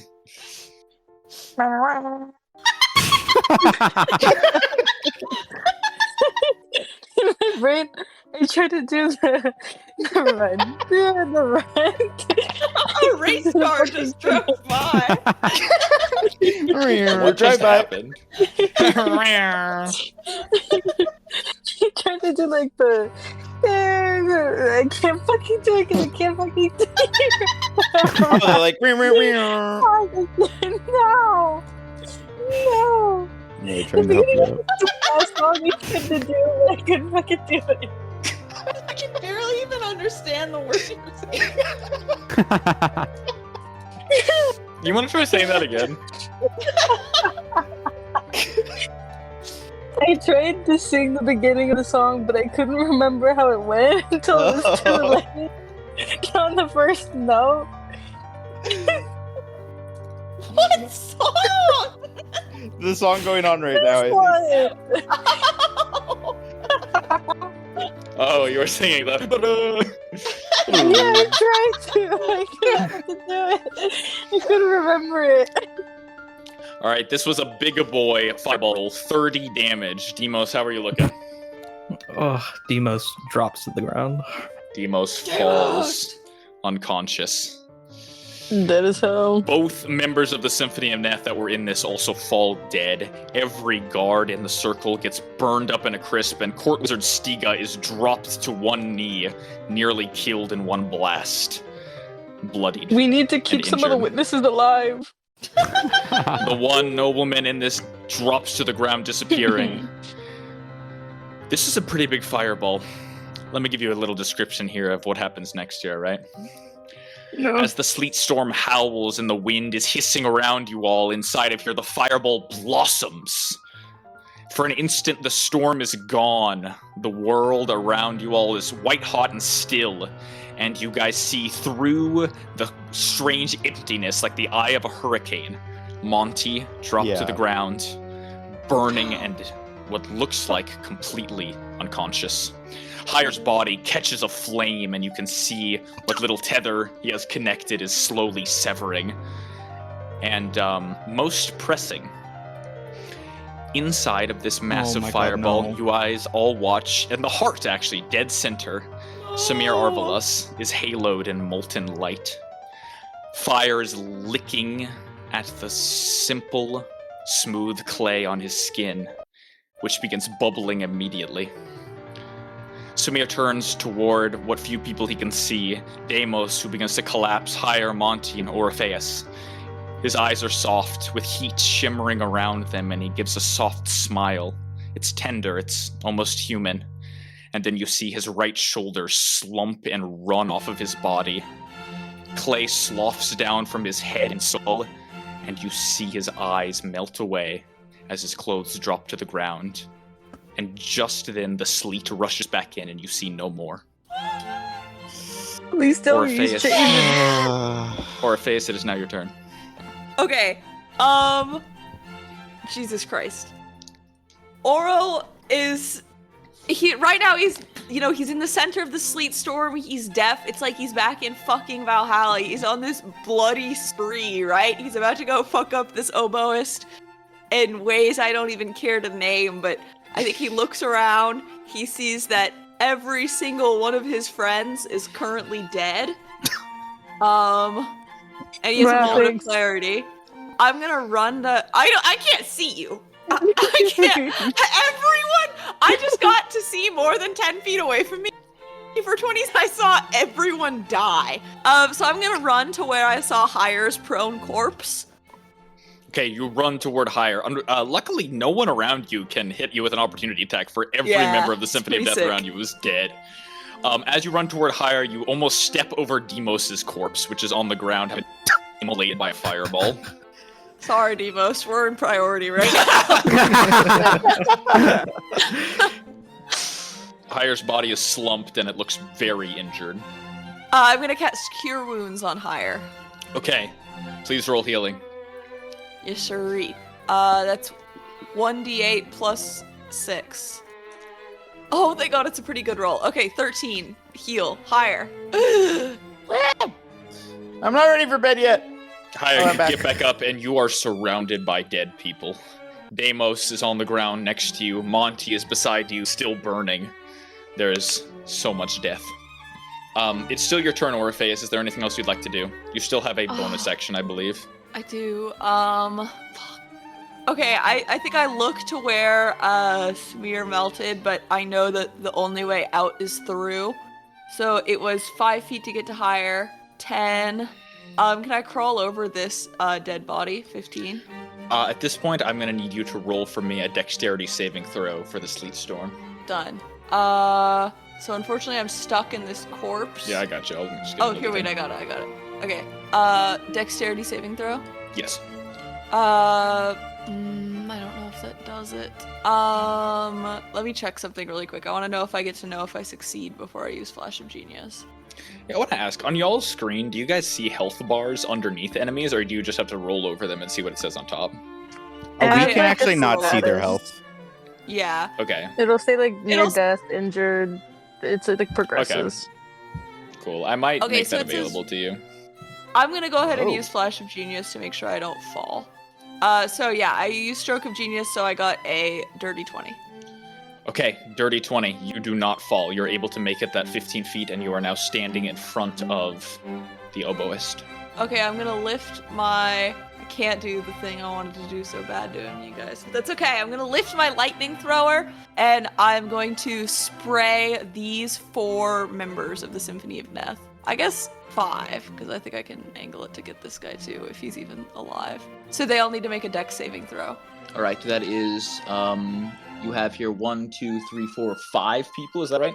Yeah. I mean, I'm getting this guard's corpse too, I think, but, you know. That's You right, know. he's dead. Alright, I'm rolling. What's the DC here? 17. Fuck, one guy got so good. One guy got a nat 20, the rest fail. Okay, perfect. It's gonna be 2d8 lightning damage. Let me roll that for Oh, you. you're really gonna hate who got the nat 20. It was the oboist. Honestly, he should wish this killed him. That was an 11 damage. Understandable. Okay. Dead in front of you, one of them drops. One of the violas, no longer alive. Additionally, all the rest are barely standing. The oboist looks like you could breathe on him and he would die. Very few Okay. remain. Oh, sorry, there's one more. The fifth individual on the far end, the second violist, who drops dead. Sick. Oh, that's my turn. All right. I wish I had an action surge, y'all. Someone's multiclassing. Up next, I have Dulam. Dulam, what is your move? You are outside of the massive sleet storm. You hear violence, and you saw an explosion. I'll start heading in. Okay, you cross the barrier inside. Do you still have freedom of movement? You do, right? Yeah. So All right, I ignore difficult terrain. You step in. You don't see anything inside except for Court Wizard Stiga and this guard over here are glowing bright orange from the fairy fire in the area. Okay. After moving a decent amount inside, I'm going to, after seeing a chandelier fall and some giant explosions, I'm gonna blindly try to heal who I think would be the highest priority. And that would be... That is? So I'm going to use Aid, which does not require line of sight to heal creatures within 30 feet of me. And I'm going to choose 3 people, which are Higher, Deimos, and Oro. All right, Aid it is. My favorite temporary HP that's not actually temporary HP spell. All right, This is it a spell is flat... so fucking weird. I love Aid. Is it a flat 5 or are you upcasting for the 10? Flat 5. I'm assuming that they all just died. Fair enough. You step in, you hold your hands out in front of you, casting the beautiful magic. It surges out, and Oro, Deimos, and Higher, please add 5. I personally like to do it as temp HP. If you want to do the thing where you change your max and your current to add 5, you can do that too. But either way, you're gaining 5 HP. Wow. Sick. Excellent. Dulam, is there anything else you'd like to do on your turn? I guess can I try to perceive survivors again? Give me a perception check. 14. Right. Within 20 feet of you, there are no survivors. Okay. Yeah. I'll use the rest of my movement to go towards the heart of the storm then. Okay. Go ahead and move yourself as much as it goes. Actually, with freedom of movement, I think you can get all the way toward Deimos in the front line. You will be stepping over a zombie, so that's fine. He's dead. Actually, okay. I think actually Dylan would assume the most survivors would be on the edges. Okay, you want to go left side or right side? I'll go left. Left is always right. Okay, you Except begin for moving left. left. What was your perception check you got earlier? 14. Okay, you smell a survivor in front of you, an old man, a bit injured, reeling from the strange psychic damage, the dissonant whispers that was happening. He's muttering to himself. That's how you notice him. It's Jaya. Hello. Can you hear my voice? Who goes there? Yes, your friend or foe? Friend, it's Dulam. Please help me! You hear a shuffle, and someone falls onto you, nearly knocking you over. The old man is tall and lanky, but you can see a bit of blood dripping down his nose and face. He sort of grasps at you for help. Please, take me somewhere, anywhere but here. Sure thing. Follow me. He grabs your arm. Do you want to lead him out? Yeah, I'll start leading them. All right, I'm going to start moving you out. I think it's going to take the rest of your movement to get him out of here. Is there anything else you had in mind? That's it. All right. Dulam, that is the end of your turn. Up next is Higher Valea. Higher, you are awake. Upon coming back to life, Higher stares in horror at Monty and Deimos, and starts to contemplate a decision. Because I think he wants to go for Monty, and then, but also I think he realizes Deimos is more valuable. If it does help, Deimos is beginning to stir. It looks like a bit of aid has brought Deimos back with 5 HP. Yeah, just for roleplay purposes. Sure. Don't let me Higher had already started to go in Monty's direction. I flipped a coin.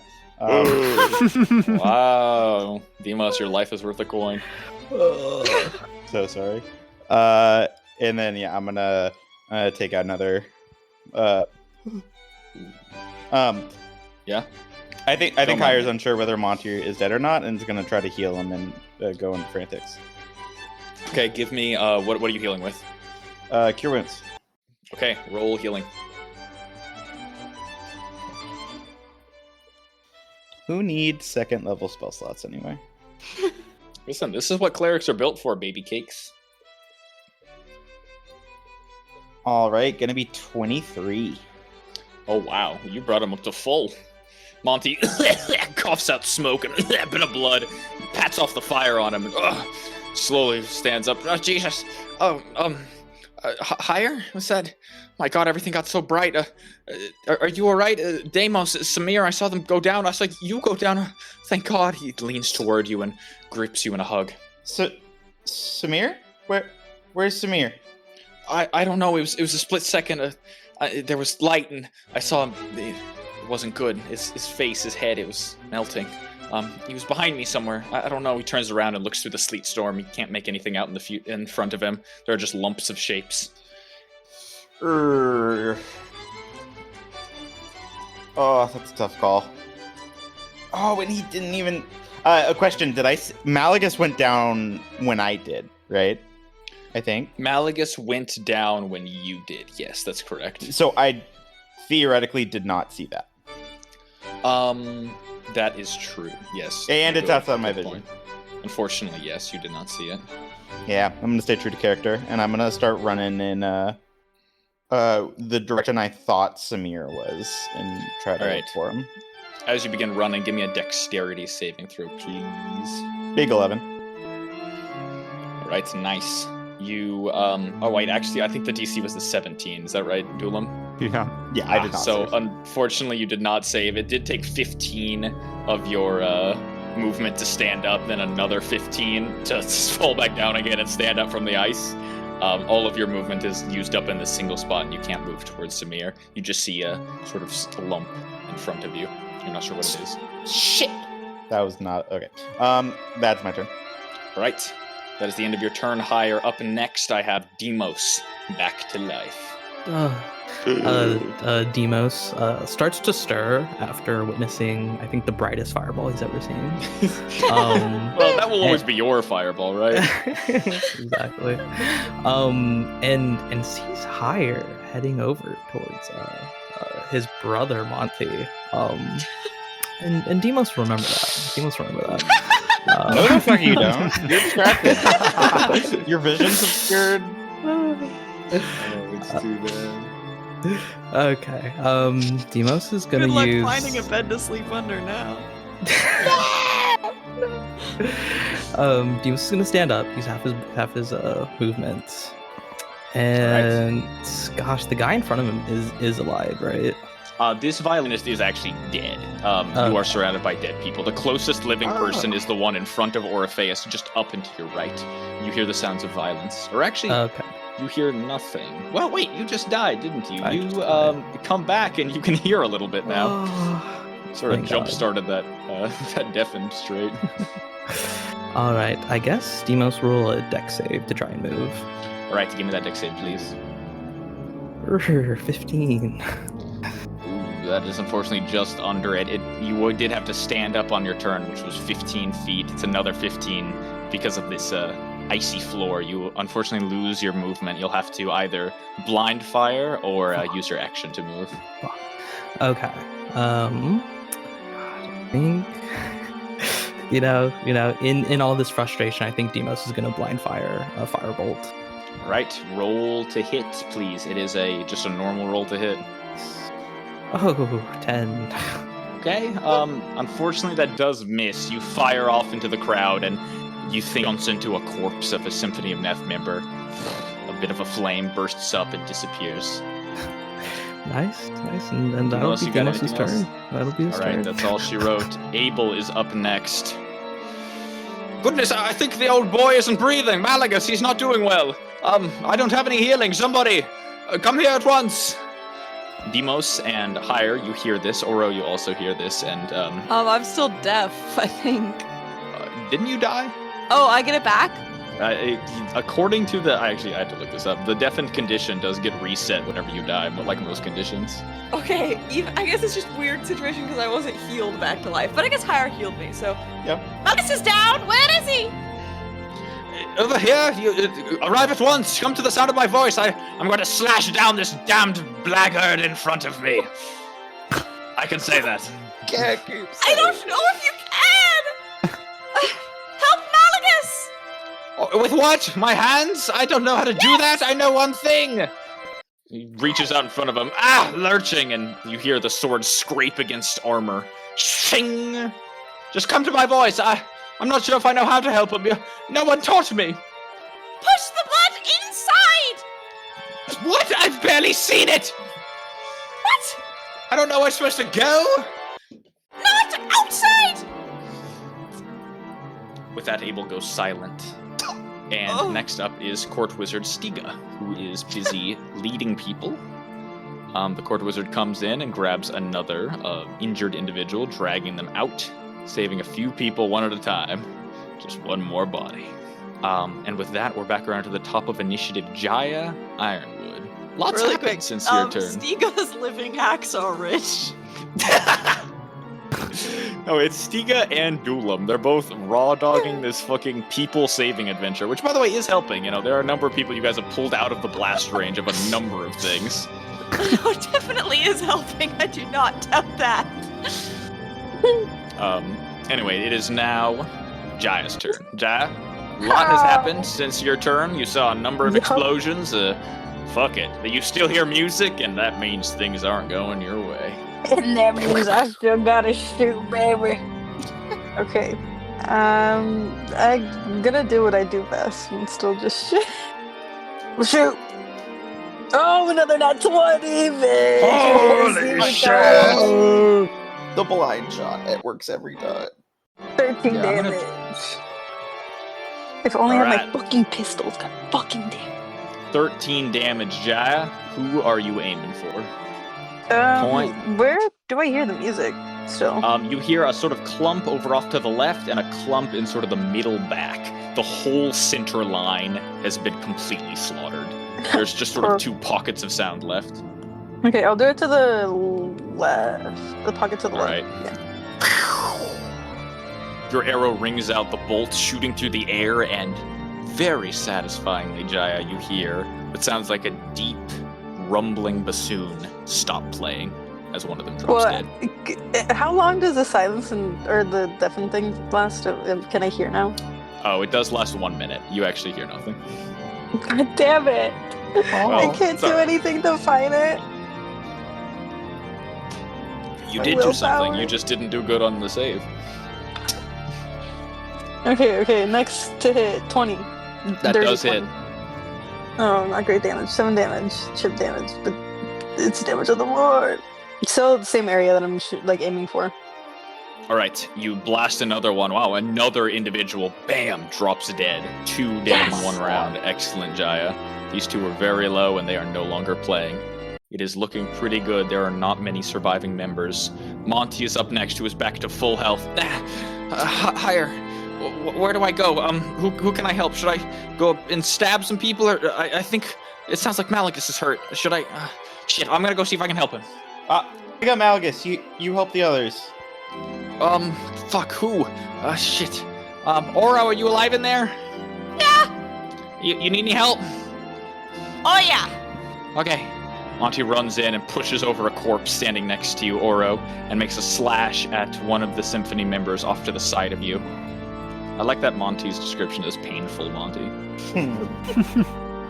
Yeah, I enjoyed that. 1 hit, 1 miss as Monty reaches out forward with a dagger, slashing deep into the knee and up through the thigh of the member in front of him, dealing just enough damage that this figure falls to a knee Yes! and drops, not dead, unconscious. Monty kill Oh. count. Oh wait. That guy's got hair in him, I know it. You know, out of all these people, I think this was the first one that you guys knocked unconscious. Look, there's Look at all the fucking circles and cones on our map. Yeah. There's nobody's staying unconscious for long. Just a lot of circles and cones. So right, that guy was the guy who had the concentration on this circle, so that is gone, and that is gone. Oh. So a number of circles are gone. One more down. Monty smiles and nudges you, Oro. Yeah, we're gonna fucking finish this soon. It's over. For them. It is now the Symphony of Neth's turn. There are not many survivors. They only have one ability that will come up this time. Let's see if it's a good one. Oh. Mega fireball. Probably another fireball, right? That'd be pretty good. Oh, the nat 1! Oh, the players all try to harmonize once more. There aren't many left. 3, 4, 5, 6 maybe in total. Something's gonna possess me. Jaya's freaking out. You see them try to synchronize their playing. Try just one last time to get a big mass spell out, but one of the players in the back falters. The timpani player that had been banging out loud, ear-filling drum Have you guys seen the beats. Saw movies? The Saw Annette, do movies? you mean to be Annette. unmuted right now? Oh my god, I'm so sorry. I did not think that I was muted. Annette, we're talking about the My Saw bad. movies. I'm making food because I'm hungry. I forgot that I was muted. I'm so sorry. Forgive me for my sins. I will repent. I'm on my hands and knees. Who's in front of me? Oh. It's me. Tell me what I was next. Okay, Mason, continue. The playing breaks as the timpani player fucks up. All of the instruments lose their magical ability, and no spells go out on their turn. We're in the end game now. Orpheus, finish this thing. You are up. Okay, I already see see a this cone. motherfucking oboe. Well, that was actually my cone from last time. I'm trying really hard to look at who's still. Okay, I figured it out. Okay, so are all 5 of these people still? Okay, these 4 are not dead. It's okay, actually, I think I can do this for you. Hold on. Okay, do you see that? Yes. Okay. I like what I'm seeing. Do you see that? I like that one too. Do you see that? I do. I'm putting health bars on everyone still alive. Love it. There you go. Oh, there's one motherfucker over there. Yeah, that's the timpani player. And then there's one guy you here. sick fuck. Okay. So, everyone else that you see At risk appears of sounding dead. uncreative, I lift my lightning thrower yet again. I want these 3 to roll dexterity saving checks. 17 or above. You got the oboist, who once again has a +6 to dexterity. This guy's a I want beast. that motherfucker to die. Fail. First one fail. Ooh, second one succeeds. Second one 19. Third one is a 2. Fail. Oh, fail. Okay, the second one succeeds. 2d8. So the 19 takes half damage, and the damage is 10. Bam. 2 of them fall in front of you. The oboist gets cracked by your lightning, and you see the life leave their eyes as they collapse in the ground. So too the individual in front of you. You Only guys are one easy, is left motherfucker. standing. Okay. I tap Monty, I slap him on the shoulder, I say, "He's yours!" And I'm gonna run to where I saw Malagus fall. Right. You move toward Malagus. You find Do I have to roll Malagus. the dex save? Yes, you will need to roll the dex save, please. Okay. Oh. Okay, How I far slip did you and fall. move? 5, 10. So you lost 15 15 feet. immediately. 20, 25, 30. So my All right. speed is 40, so I actually lost 20 Okay, feet, okay. but then I had 20 left. You just made it to Malagus then. Perfect. Okay, perfect. I want to cast Cure Wounds upon him. Okay, very good. You know, he rolled a nat 1 in his first death save. Oh my fucking god. This is my He's not final looking spell. good. Good I thing. yell, "I don't know if you're my brother or my grandson or what, but you can't fucking die, you asshole!" And I cast Cure Wounds, I heal him. Oh, it's a good roll. 8 + 6, 14 heal. All right, Malagus coughs up what looks like a bit of glass from the massive impact of the chandelier. Oh, Jesus fucking Christ. Where am I? It was so fucking hot. Orpheus, I think I saw you there. What? Oh, really? The kitchen. You and the Deimos kitchen. appeared for a split second. Oh, yeah. And then I then want to you guys slap him and I disappeared. want to say, "Quit fucking die on me!" I was there for like a whole 6 seconds. You guys were there for a fraction. Go on, make your grandpappy proud. And I want to point at the guy next to him. He stands up. Are you my grandfather? No, fuck. Oh, Yes? Slowly gets to his feet. I'm gonna fucking the brutalize this guy. You Yeah. fucking asshole. Yeah. Bleh. Orpheus, anything else on your turn? No, that is it. All right, Duelam, you are up. The battle is nearly won. What do you want to do? Yeah. I'll bring this old guy to safety. I'll go right. back into the storm. All right, you enter the storm once more. I'll shout out. Is the storm doing more harm than good at this point? Who can hear you? Demos, Oro, Higher, you guys can all respond. Yes. That's a really good question. Yeah, I think Most so. of them are dead. Great. I'll drop concentration on Sleep Storm. Oh, excellent. All right. The storm wisps away, and I've got a number of things that you guys see as it disappears. Oh. As you lose concentration, Duelam, everything becomes in sight once more. Up on the top, you get the best view of this, Jaya, as the carnage is laid bare. Massive fiery holes in the ground, impacts from these fireballs surround the enormous area that the sleet storm was in. You see burn marks, scalds on the ground. In fact, without the sleet storm, you think that this building might have burned down. Hell, the whole castle. Ooh. Sort of pat yourself on the back for that one, Duelam, as you look at the survivors. All of the nobles on the right side of the phalanx are all on the ground dead. You see 6, 7, 8, 9 on the ground, 4 guards dead, one of them barely clinging to life, somehow survived it all.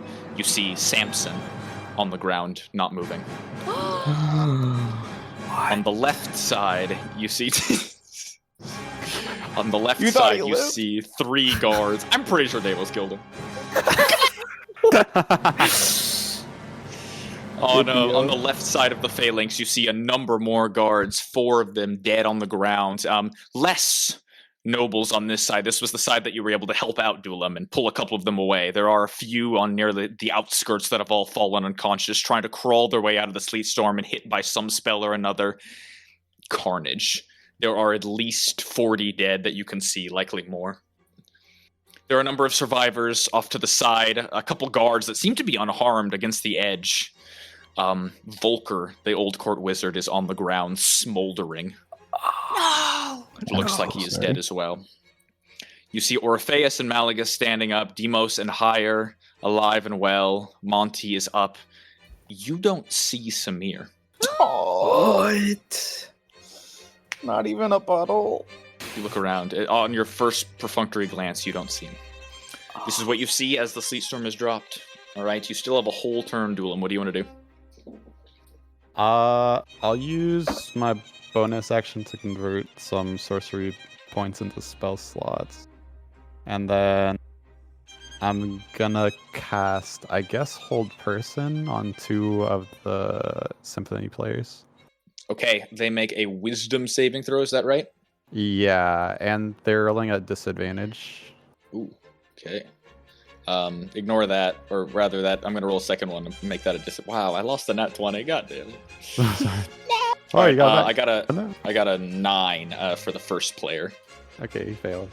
Second one is a natural 1. Alright, they're both bound. They both freeze still, their music stops. There is only one more Symphony of Neth player actively playing now. As these 2 freeze up. Anything else you want to do on your turn, Duelam? That's all I got. Alright, Higher Valea, you are up. Duelam, if you don't kill those ones, I will. Okay. I wanna. You now have line of sight, by the way, Higher. You can see. All right, I'm gonna. Where's Volker in this room? Volker is, I will point him out right now, he's sort of off to the left, this green figure right here who is dead. Sorry. Oh, not okay. moving. Sleet Storm is down. 1, 2, 3, Yes. 4. I can't really move. Can I step over the bodies or? Yeah, the dead corpses you can step over. Okay. So I have 30 feet of movement. If I go 1, 2, 3, 4, 5, 6, I can. Oh God. Yeah, Higher. Yet again is burdened by the weight of having to choose between life. and he runs over to Volker and tries to res him. By res, I Okay. mean cure wounds at level 1. You approach him. Give me a quick medicine check as you approach higher.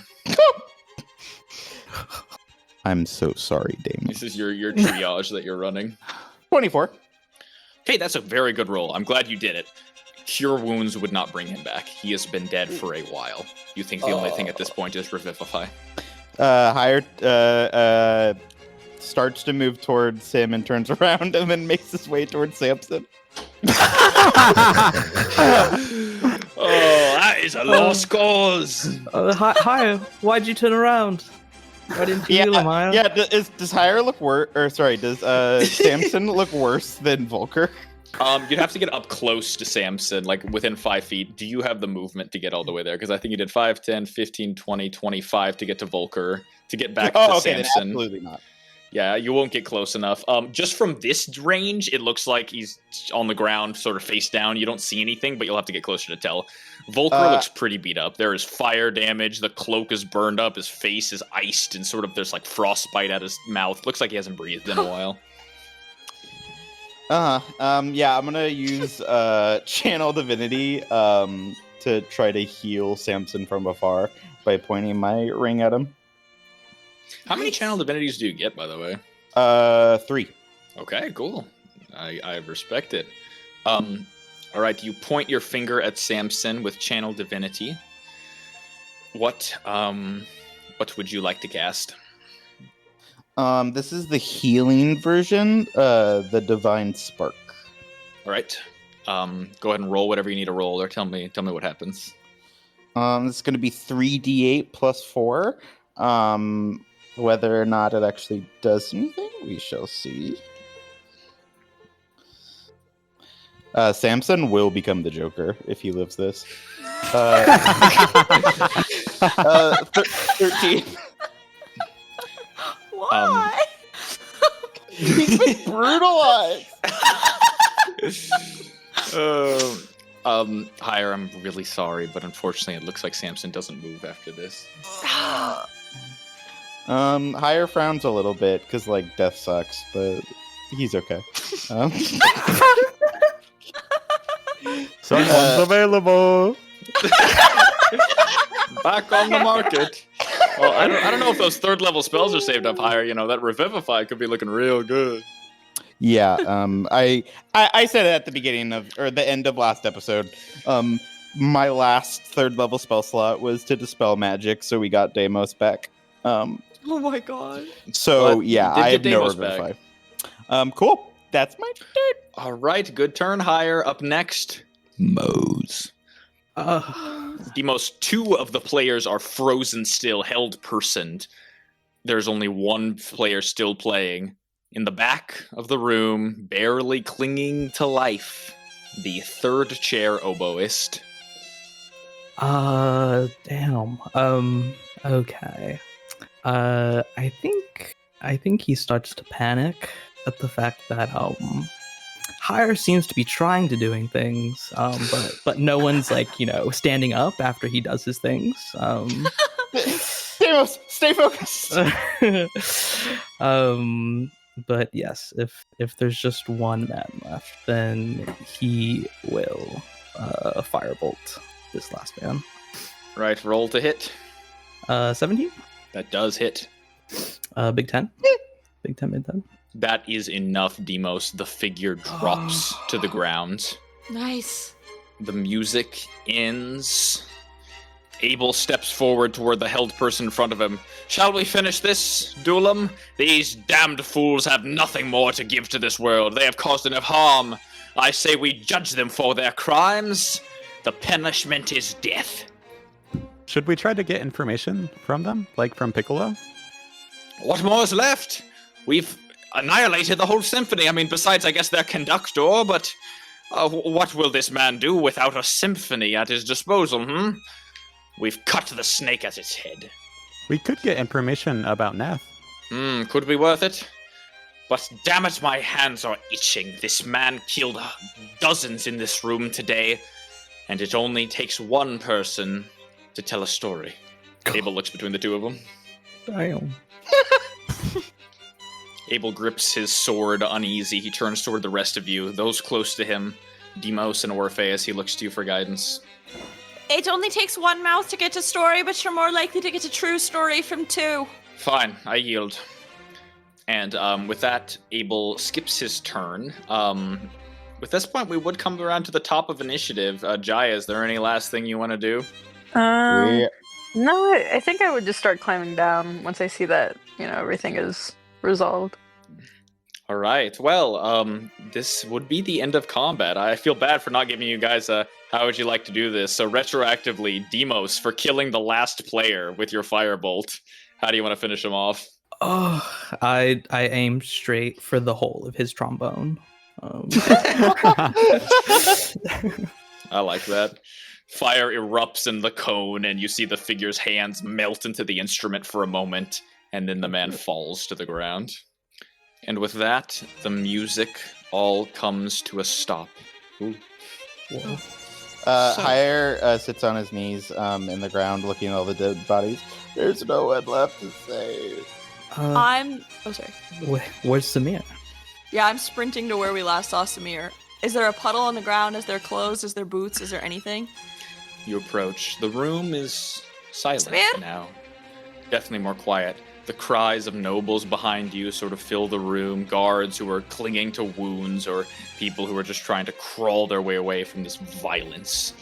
The symphony is dead, or most of them are. The two remaining members are held in a very thick-held person, thanks to Duelam. They'll be rolling saves every once in a while, but because they're at disadvantage and neither of them have good wisdom, I'm not... Oh yes, Orpheus, Demos, you both run to where you last saw Samir on the ground. I need a perception check from both of you, or one with advantage. Yeah. I'll help you, Oro. Okay. Oh god, I'm sorry. It's a 9. It crosses both of your minds near immediately that Samir last mentioned that golems are extraordinarily weak to fire. Yeah. And as you approach, you find the following. First, scorched but still intact, Samir's backpack. Lying just beside it is the bag of holding, still a bit scorched but intact. Otherwise, you see a burn mark on the ground, skidding deep, burnt into the marble floor. It is like a crater. There are burnt flecks of clothing, Samir's clothing, you recognize it, and a couple small globs of hardened clay, pottery, ceramics. The two of you lean down toward it. The amount of clay that's left is barely enough to create an arm, let alone a whole person. Much of it must have gotten burned or melted away into dust. What little is left is ceramic. It can't be molded into place. You sort of dig through the clay a bit, and neither of you find anything. Looks bad. Oh. I'll try to cast mending as much as I can. I'm guessing this won't work, but that's what I'm doing. You reach forward. Mending seems to do nothing. Demos is gonna look into the bag and say, Samir, are you in here? You reach over toward the bag. You lean in. You see a bunch of well-placed items, sort of in different pockets and squares and compartments of the bag. You don't see anything besides a bit of dried clay at the bottom and what looks like a rolled-up metal ball. Hopscotch inside. Samir! Is there any sign of the fox that was Look out? around. You find the fox, yes, among the dead and wounded of the Symphony of Neth. It's on its side, not moving. Almost like a wind-up toy that ran out of energy. No. Are the two members of the Symphony of Neth still, that were hold persons still alive? Yes, they're both still alive, but they're completely still. Jaya, you make your way down the side of the wall, walking slowly and carefully until you reach the floor. You walk by a number of injured nobles and guards who are all crying out to one another, huddling and trying to tend to each other's wounds. A number of people look like they still need help here. I'm gonna tie up the two Symphony of Neth people first and then tend to other people. Alright, you approach them. Alagus sort of steps away from them and sits down, breathing slowly. Duelam, your spell holds as Jaya approaches. Jaya, I'm not going to make you roll anything. You just pull out some hempen rope and bind the two of them tightly. Does anyone else want to do anything right now? Hire will do his best to drag himself off the ground and start healing as many people as he can. And by that, I mean I have 3 people I can heal. Okay, you look around higher. It seems most of the injured have gathered sort of where Stiga is, off to the right side of the room. There's 1, 2, 3, 4, 5, 6 individuals, mix of guards and nobles. At this point, it's sort of hard to tell them apart. Many of the guards have taken off their armor just to tend to their own wounds, and a number of the nobles have also stripped off their refineries and cloths just to try to bandage up much of the bleeding. You approach them, and Stiga looks over and gives you a nod, the white dragonborn, sort of blackened by much of the smoke and sleet, and speaks quietly. We saved as many as we could, but Jesus, the death toll is remarkable. Look around. He gestures. Sure enough, for every survivor here, there are 5 dead. It's brutal. What'd you get on your healing? I'm so sorry. I wasn't supposed to. Oh, no, you did your best. I should have listened to you all. Helped save you earlier. Damn it, I brought you all on that stage. I need to make an apology to you all. A really deep, profound one. But for now, let's try to save these people. You lean forward and cast your healing. Oh, I'm seeing a lot of big rolls. Yeah, I don't have to do it all at once, but I was going to use 3 first level spells on this, so... Okay, I'll you help a number of these injured. 14, 7, and 13. Wow, good rolls. Nice. 14, 7, 13. I'll write that down for now and let you know how that goes. Jaya, you finish binding the members of the Symphony of Neth. At this point, Gulam, you can drop your hold person if you'd like. The 2 seem to be well bound and sort of wriggling and writhing. Can I go to Oro and Deimos and try to look if there's a battery anywhere? You approach. The 2 of them are sort of digging through what's left here. Give me a perception check, please. Or I will accept an investigation check at this point. Could I give my Watson help? I guess I'm not in a particularly helpful state, but I'm shuffling things around, acting maybe. I understand. 22. Wow, that is a great roll. Gulam, you move aside bits of clay very carefully, and you do find something that Deimos and Oro missed. Just underneath one of the larger chunks of ceramic, it feels almost a little soft on the inside. You carefully pry apart the ceramic at one of the cracking points and find a bit of soft clay inside, the only soft clay here. Inside the soft clay, you pull something out. It's a small, roughly the size of your palm, little wicker doll. It looks to be made of wood, tied together in simple twine with arms and legs and a sort of simple head. It looks intact, and there seems to be a small red gem or perhaps some sort of arcane instrument. It sort of shines very dull red right at the center of the wicker doll, where its belly button might be. What is that? It might be him. It's not unlike Lettermore's. Could I see that up close? Of course. Can I guess I make an Arcana check to see if, from what I know from healing Samir in the past and Samir's battery and what I know about building Lettermore, this seems like it could be his core? With a history. In your... Sorry, I'm just saying, with a history in your current craft as a, as a bit of a chemist, perhaps, a physicist, maybe. With your history as an artificer, you have advantage on this roll, yes. Sick. 22. You investigate it carefully. The wicker doll seems very important. It sort of oozes magic toward you. In fact, you recognize this magical imprint. It's the same one that was detected not a day ago when you figured out that this was the piece of Samir that had wish cast on it. It's not so easy to break a wish spell. It's still on there, still on this wicker doll. And you can tell it's still alive somehow, but you're not exactly sure how to get it out. There's a ruby gem in the center. You do recognize it. It's very similar to the one that Lettermore uses. It's the core of a homunculus, a golem. It's intact, but you imagine the process to bring this to life is probably very different than Lettermore. It's him, Gulam, you're right. He's still alive in here, I think. I don't know if he can hear us. I don't know how to put him back. He had more clay, in his workspace. Maybe with that I could try. he taught me the clay that makes him as special. It's not just any clay, it's from the City of Bronze. But this is the wish spell that made him. I don't know. Didn't we get a book at one point that taught us how to make a golem? He has it. It's in Dwarvish, though, but we could find a dwarf who could translate for us. I can Or understand that. You could? Yes, any language. What? Okay, then maybe the three of us, with what Deimos has learned from Samir, and you reading the Dwarvish and also knowing about constructs, and I'm clever, maybe we could... Or should we just go to the City of Bronze? We could throw this all away, get there as soon as possible, to see what Bottabok can do. Maybe. I don't want to mess it up. I suppose we should probably read the book first before we travel anywhere. Okay. You hear a voice call out from behind you all. It's Court Wizard Stiga. Wait, before you all go anywhere, we need to... Damn it, I need to... Shit. You can't go anywhere yet. We need to get the story down. I need to tell someone somewhere what happened here. Fuck. I'm sorry.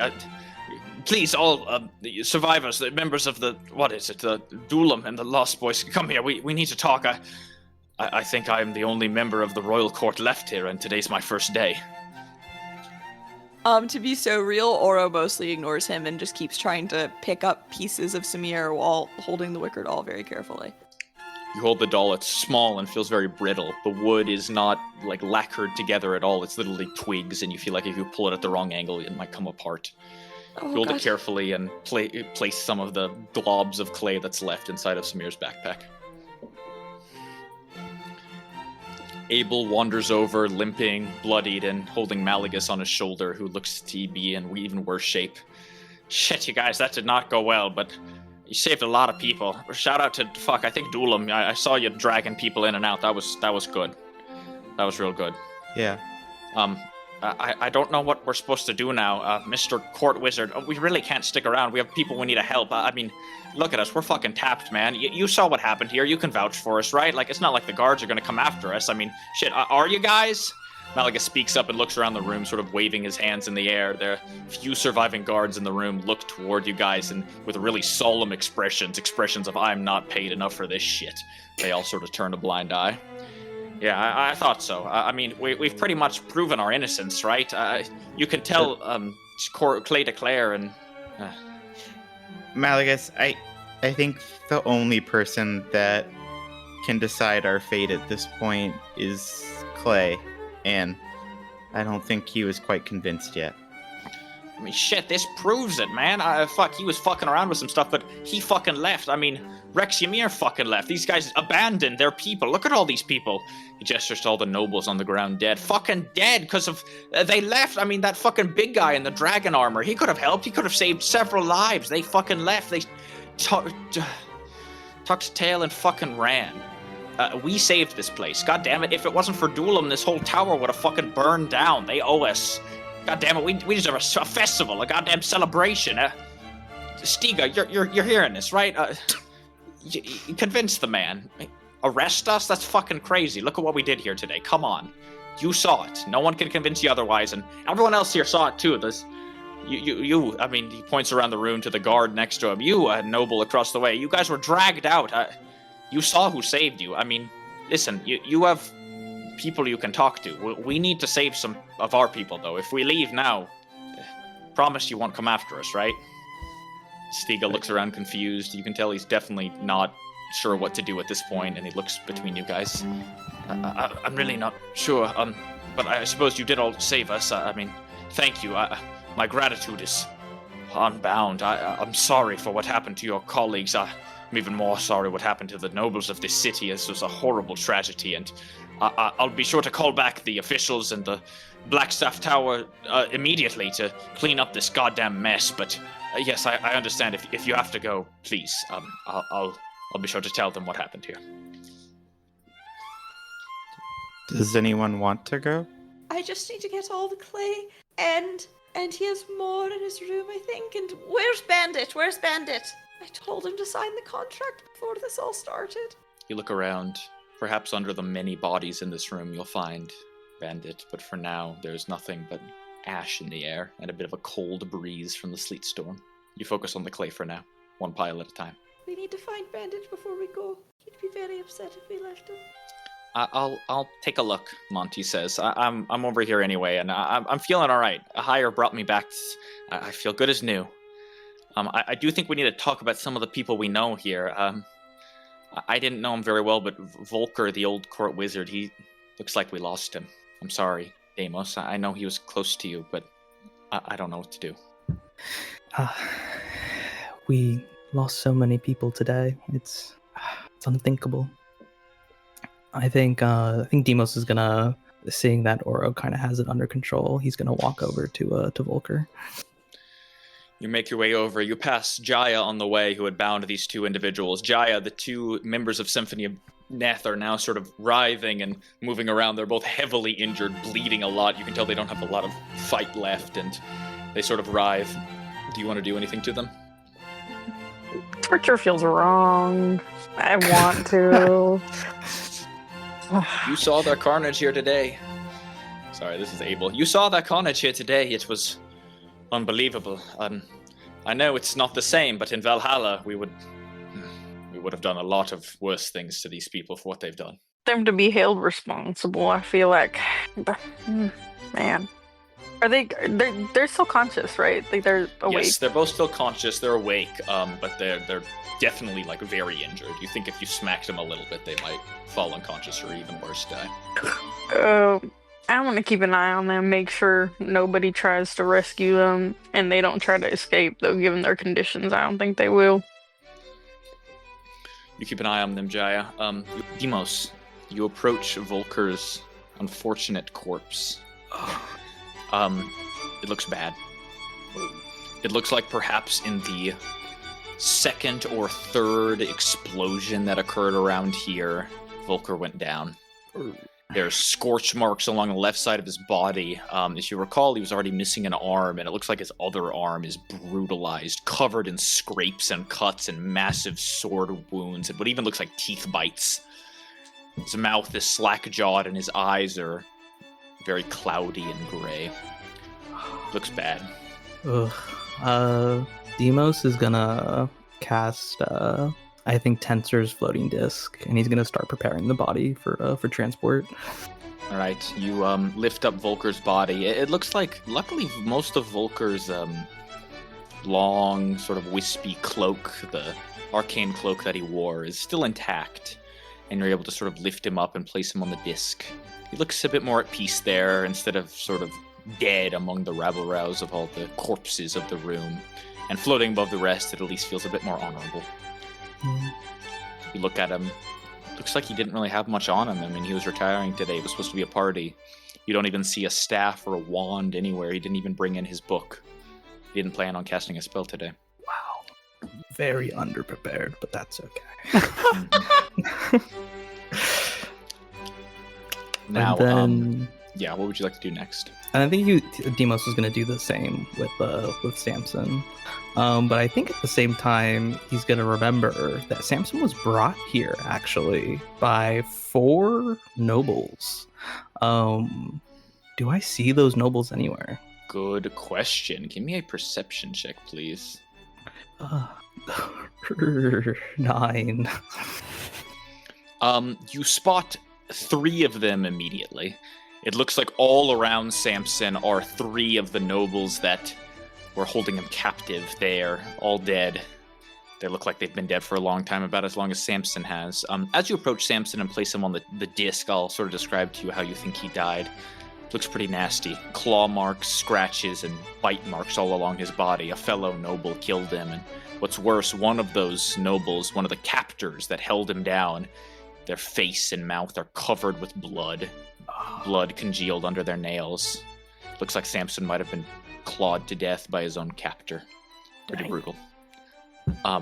You place him carefully on top of the disc, leaving behind the 3 of his captors. You do note, however, one of the 4th captor, one of them, is not here, not among the dead. It could be elsewhere, or something more sinister. But with a 9, that's all you can see. Okay. Is there anything anyone else would like to do at this point? Orpheus, as you pick up all the clay clumps, I imagine that does take you a bit of time. Give me a investigation check once you finish. Yeah. Dirty 20. Wait. I'm gonna add Flash of Genius. Okay. 26, just in case. Good call, actually. Yeah, I'm so glad. You look over what's left of Samir, the few pretty torn apart pieces of him, clay just lying around. What you've collected in total is about 20 pounds worth of clay. Okay. And that's mostly in ceramic form, too. You're not exactly sure how to turn it back into clay. You think that's probably an important step in this process, but at least in terms of raw materials of that important clay, you get about 20 pounds of it. You'll need a lot more than that to recreate all of Samir. With your investigation check, though, you do separate the kiln clay from the raw clay pretty successfully. Okay. You're not exactly sure how to heat clay, but at least you have it all separated very successfully. Okay. Can I remember where Samir kept all his spare clay? Yes, you recall, thinking back, it is something of a mystery as to where it might be now, but you remember last it was in a large pile in his workshop in the plain of Surkat. Okay. You look through his bag. You've actually been in his bag a decent amount. You don't see it in his bag, and this is pretty much where he keeps all of his stuff. So Yeah. you think it is likely back in his workshop in Surkat. You remember where it was in Surkat too, but it's not here. Okay, are all his valuables in order in his bag? The frog is there. Is the bird there? You sort through. You find the frog. You find the bird. Monty comes to you a few moments later with the fox bandit and rolls it up into a small metal sphere and places it with the rest of it. Any mending I could do to repair it, I would before I put it away. Yeah, the fox has sustained a bit of damage. You mend it back together. It takes a bit of time, but you feel like you've gotten something done. Also, you do find at the very bottom of Samir's bag a small copper lump, which seems to be sitting wrapped in what looks like a bit of cloth. Okay, how big is this wicker doll? About the size of your palm. Okay, I'm gonna take out everything that's currently in my belt pocket and transfer it to my regular bag, and I'll put the wicker doll in my belt pocket. You put it very carefully into that extra dimensional space, keeping it safe. Okay. And I'll put his backpack on. All right, you sling it over your shoulder. It's heavier than you expected. Okay. Stiga helps to the damage now. Higher, you finish healing all three of your cure wounds out. You heal a guard and a number of nobles, and they all look at you with genuine appreciation in their eyes. You don't recognize any of these figures, and you doubt you might even see them again, but for now you can tell you've given them a great deal of hope and appreciation as you heal them all back to full health. Woo! They look to you and wait carefully. Stiga helps sort of stabilize a few others, and he turns to you as the two of you work side by side, and he goes, "Hi, Valea, right? Thank you again so much for helping. I want to apologize again for being a part of the execution of you and your comrades. I understand if you can never forgive me for that, but, well, shit, I also know the previous court wizard was a friend of yours, but just know you and all of your friends," he speaks up now as he says this, "all of you have a friend in the court, an ally. I'm sorry again for everything that occurred here today. I can't help but feel responsible for what happened. I'm so sorry." You gave us more of a chance than almost everyone in this entire city did. Please, don't be too hard on yourself. It was your first day. I don't think any of us were truly prepared for this. No, if this is how all future days go, this is not my line of work, is it? A few things I want to ask you all, if you wouldn't mind leaving the bodies where they lie. I'm sure we'll have loved ones come in here soon to identify the bodies, and if it's all the same, please don't take anything from them. I know that's a stupid thing to ask. He gestures over to Abel, who nods and slowly walks over to General Cluster, placing the sword back down with his body and looking down at it. Well, fuck that, dude. Listen, we helped save this fucking place. You think we should at least get like a cut from it, all right? Like, fucking reward, dude. I mean, shit, we were gonna get executed today. You're telling me that, what, we just have to walk away now? No, listen, Malagus, sir, we're you did a lucky to great walk away. service. No, fuck that, all right? This guy, he gestures over to Stiga, where Abel placed the blade down. This guy wanted us fucking dead. I mean, he was tried for treason and killed by the leader of this whole fucking city. I mean, this guy's bird food at this point. Fuck, at least can we pick him over a little bit? Like, give us something here, Stiga. Come on, we're walking away with our lives. Is that it?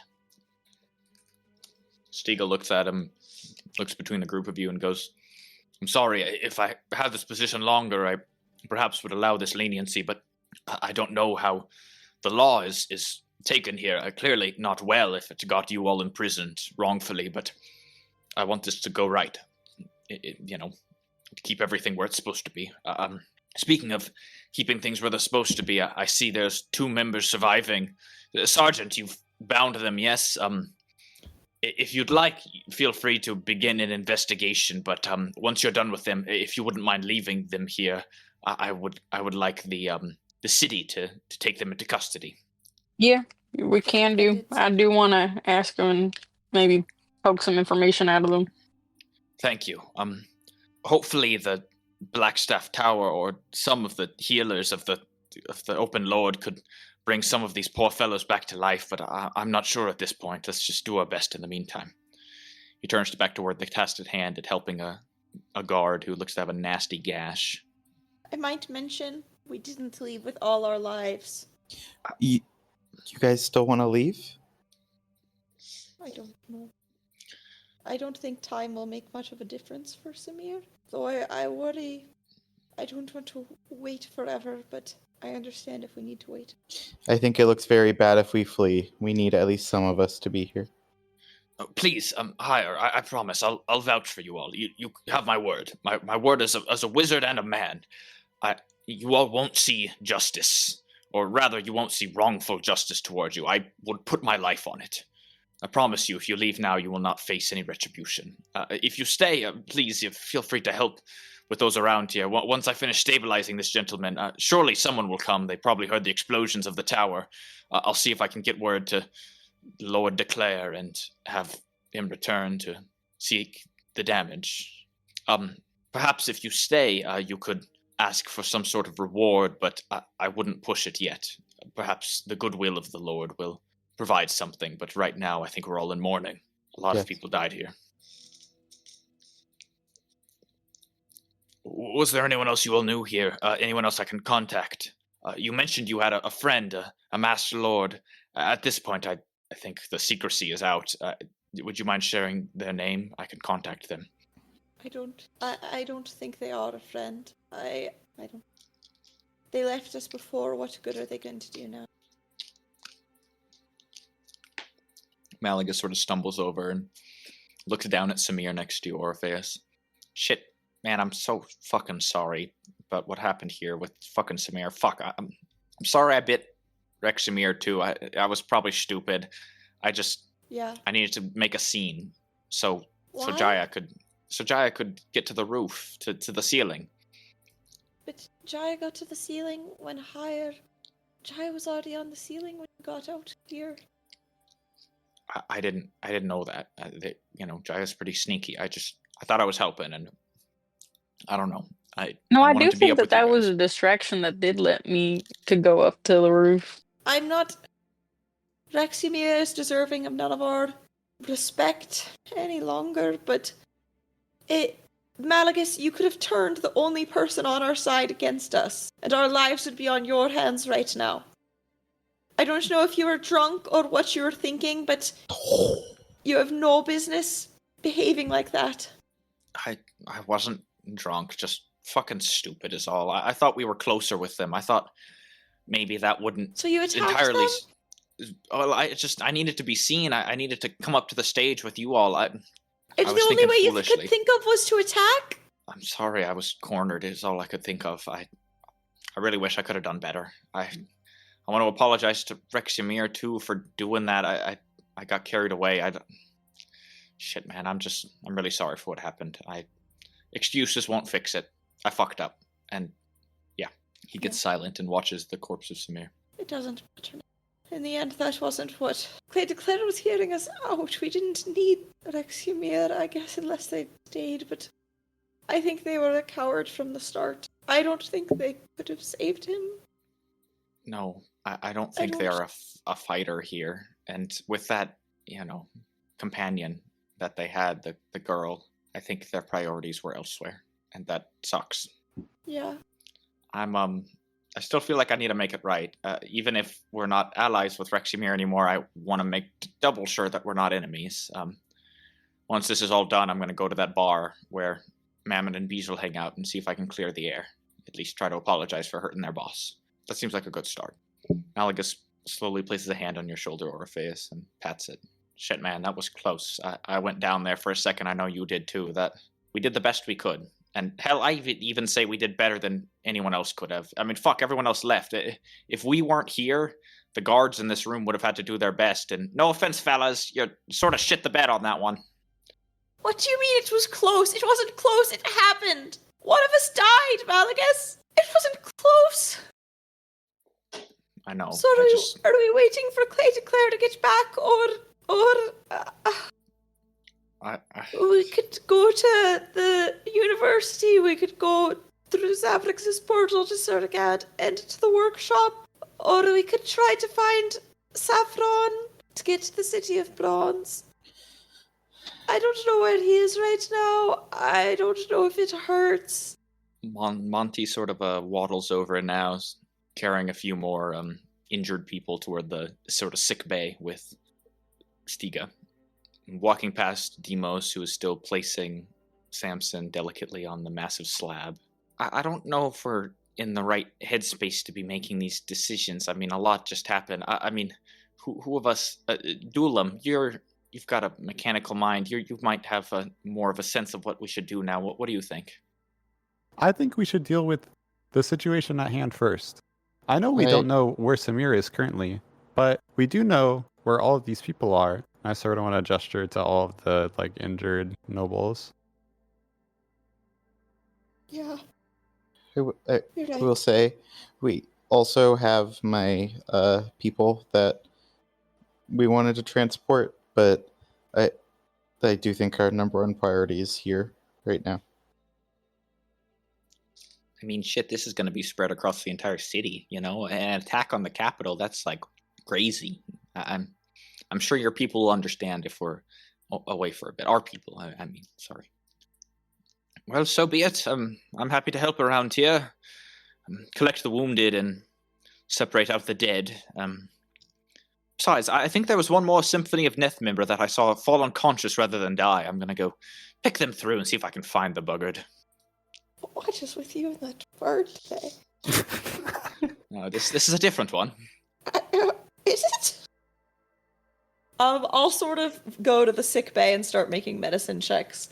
I don't have any spell slots left, but I think I'm capable of bandaging wounds, etc. All right. Does anyone else want to do anything besides help at this point? I think. Yes, go ahead. I think Demos would like to somewhat subtly look for the last noble he did not see dead. For Samson. Right. Give me a investigation check for that. 19. All right, I'll keep you up to date on how that goes.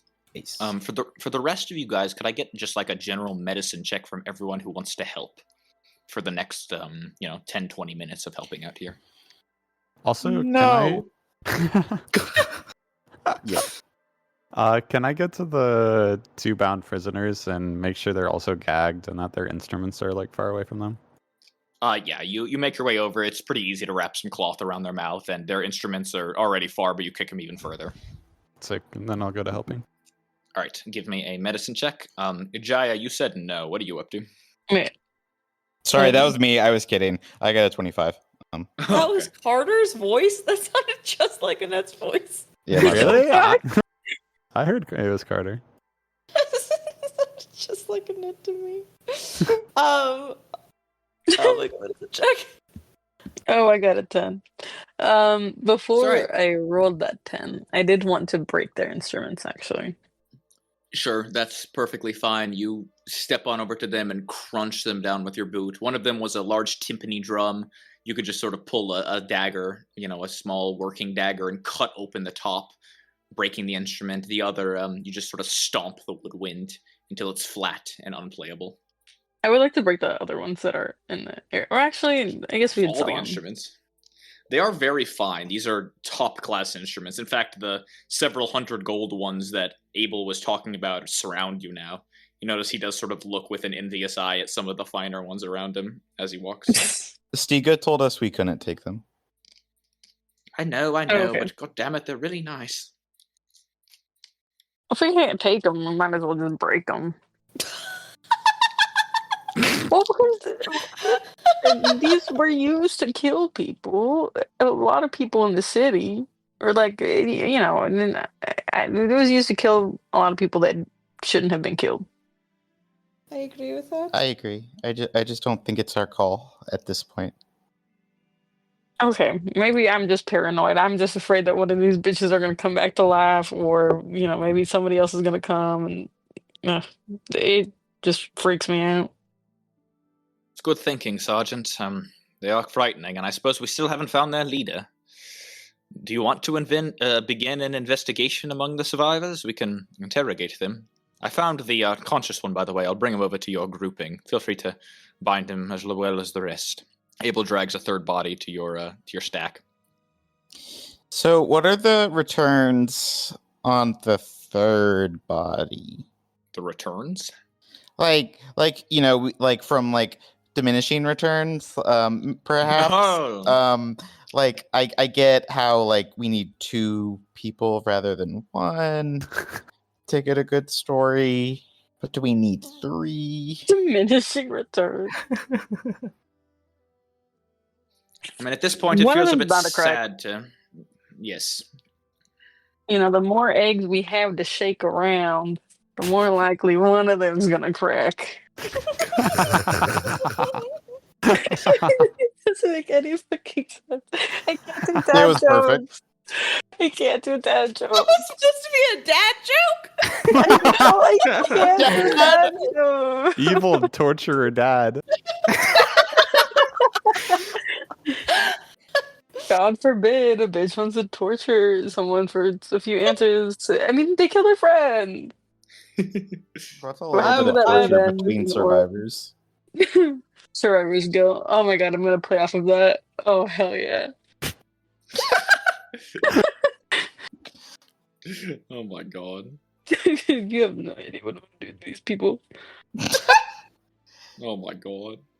Oh my well, God. you have a third guy. Do you want to wrap him up in hemp and rope, Hell Jaya, yeah. or do you want to do something horrible?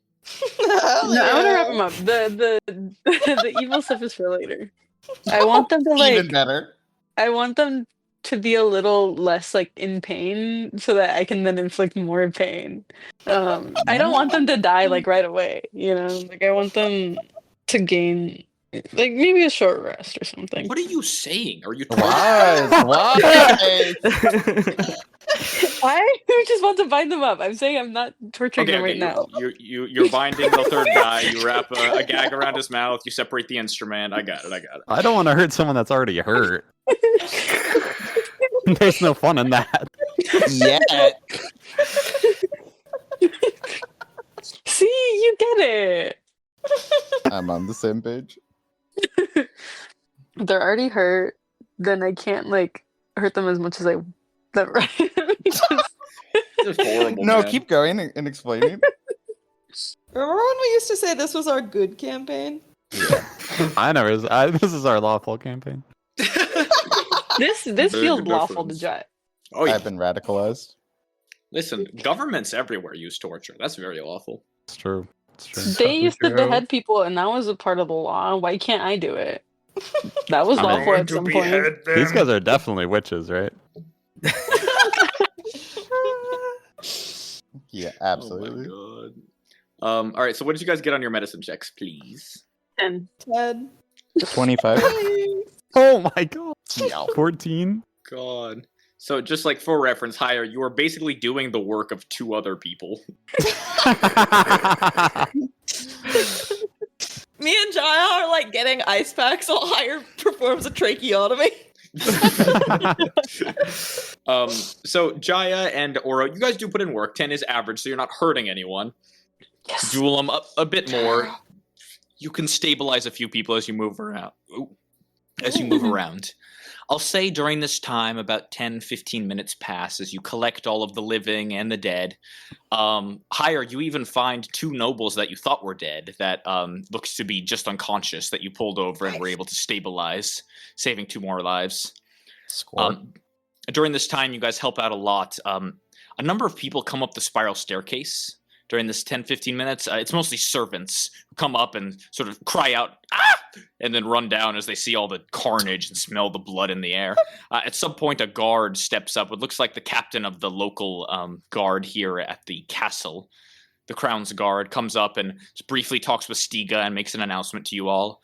Right, thank you all for your help here today. I understand an accident has just occurred. We've evacuated the building, the castle as a whole, and those who live here are asked to reside in their homes.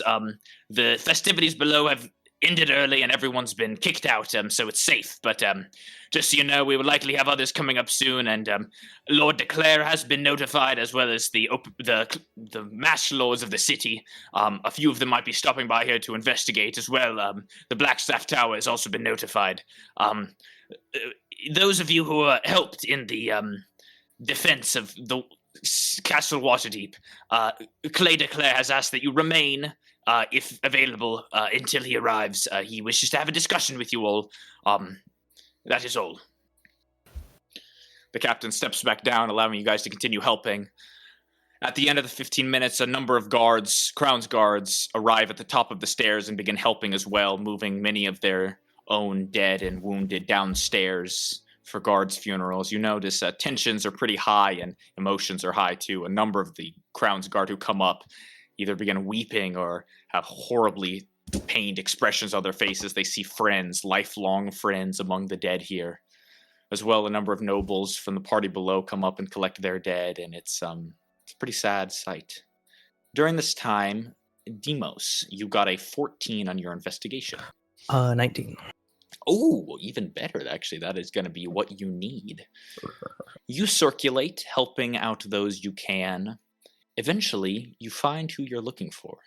You were close when you sat next to them, so you made a good memory of their faces, and you find one of the 4 captors, the woman of the bunch, a middle-aged, slightly older woman with a very sharp face and extremely sharp jet black mascara and eyeliner on her eyes that make her almost look like a hawk. She wears white and gold clothing and is currently injured, but alive. You approach just as you see Duelam helping this individual. She's got a massive gash along her side and looks like her arm had a huge chunk bit out of it. You smile. This bite, you recognize it's the same teeth marks as her friend, another captor, the one who killed Samson. She was attacked by her friend. Duelam is just in the middle of wrapping a large bandage around her when you approach. You don't think she recognizes you. She's merely quiet and enjoying the help. What do you want to do? Oh, Duelam. Duelam, I think I heard your name over there. You might need to step away. Oh, jeez. Hold on. Wait. Okay. Honestly, I don't think Demos can do anything right now. Not right now. Really? You can just keep that in mind. Okay, nothing right now, I accept. You do make note of her, though, and she definitely doesn't recognize you, so keep that jotted down for now. Mm. But, yeah, she is also injured, and I'm not sure if anyone would notice if she joined the dead. Except Duelam. Duelam would notice. Except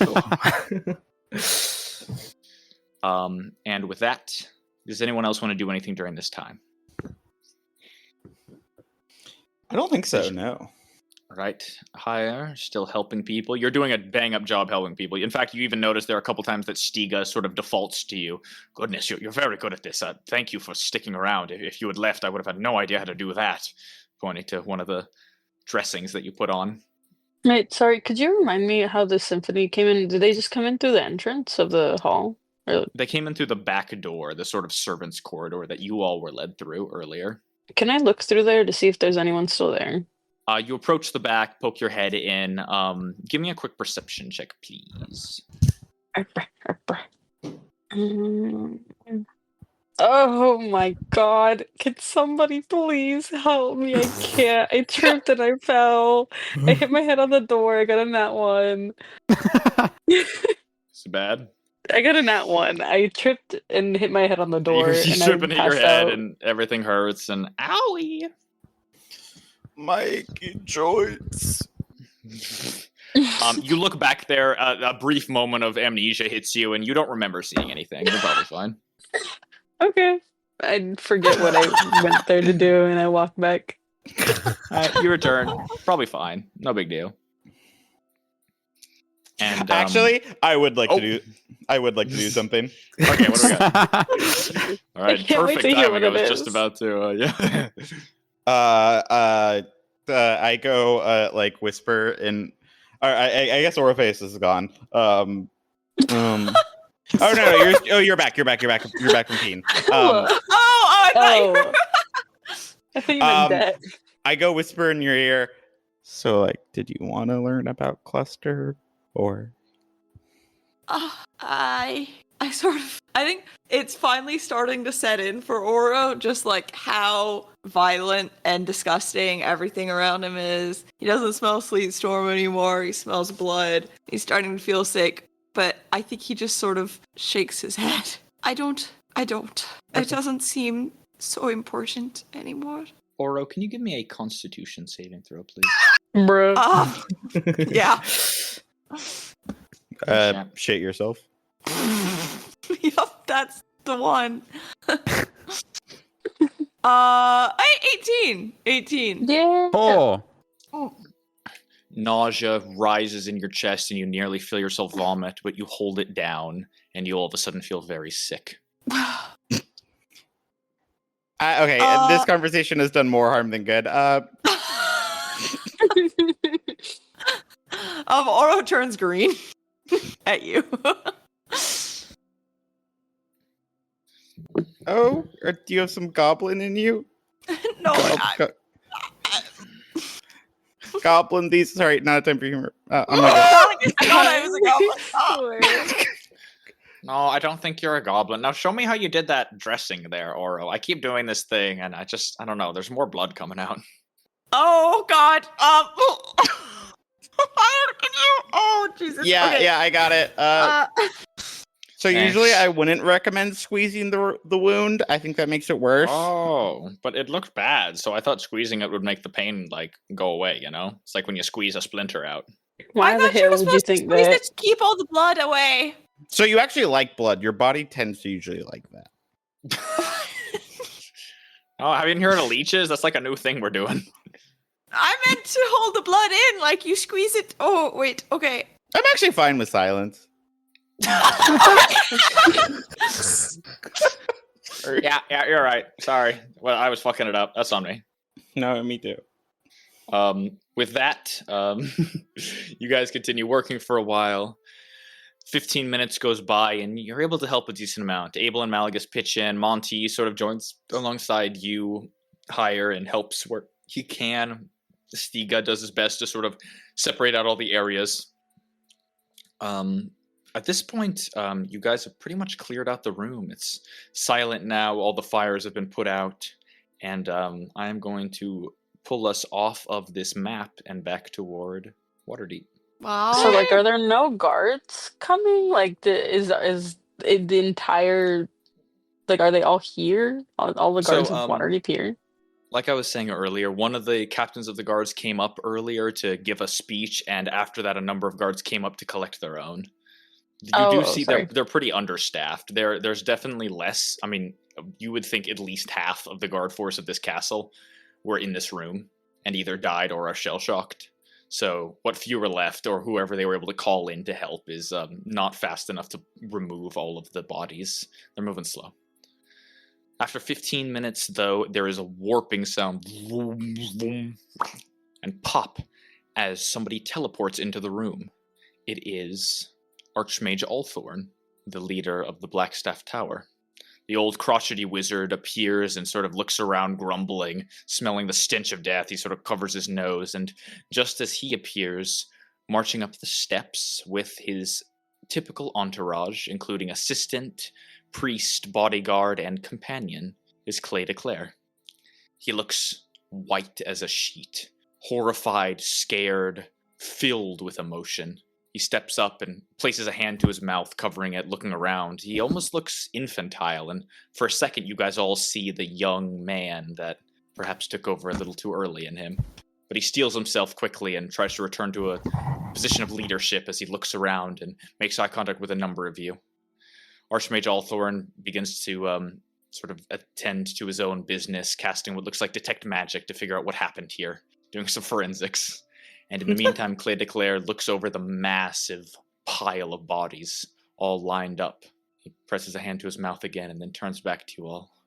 If everyone would stop what they were doing, please, except those performing help. Hello again, it is I, the Lord of Waterdeep, Clay de Clare. Number of things. First off, I was told that I was in some sort of stupor after my colleague removed me from the danger. I was feral and attempted to harm my peers. I've never felt like that before, and I never plan to feel like that again, but I imagine that what I felt was just a very small piece of what happened here. This is one of the worst attacks this castle has seen in a number of years, certainly the worst in my entire time as the Lord of Waterdeep. He looks around and makes eye contact with each of you, and he opens his mouth and closes it again, then opens and closes. You can tell he's having trouble finding the words. He's not inebriated. He's sober now. You can tell the sharpness is in his eyes. He's just genuinely overcome with emotion here. Well, gather round. Troops, guards, the Crown's Guard, please approach, as well as the members of the Executioner's Party on either side of it. He tries to make himself appear a bit taller than he is, even goes out of his way to try to pull up a bit of rubble and stand on top of it as a bit of a podium, and goes, right, thank you, all of you. You are our first responders to this event, as well as the defenders of this city and this castle.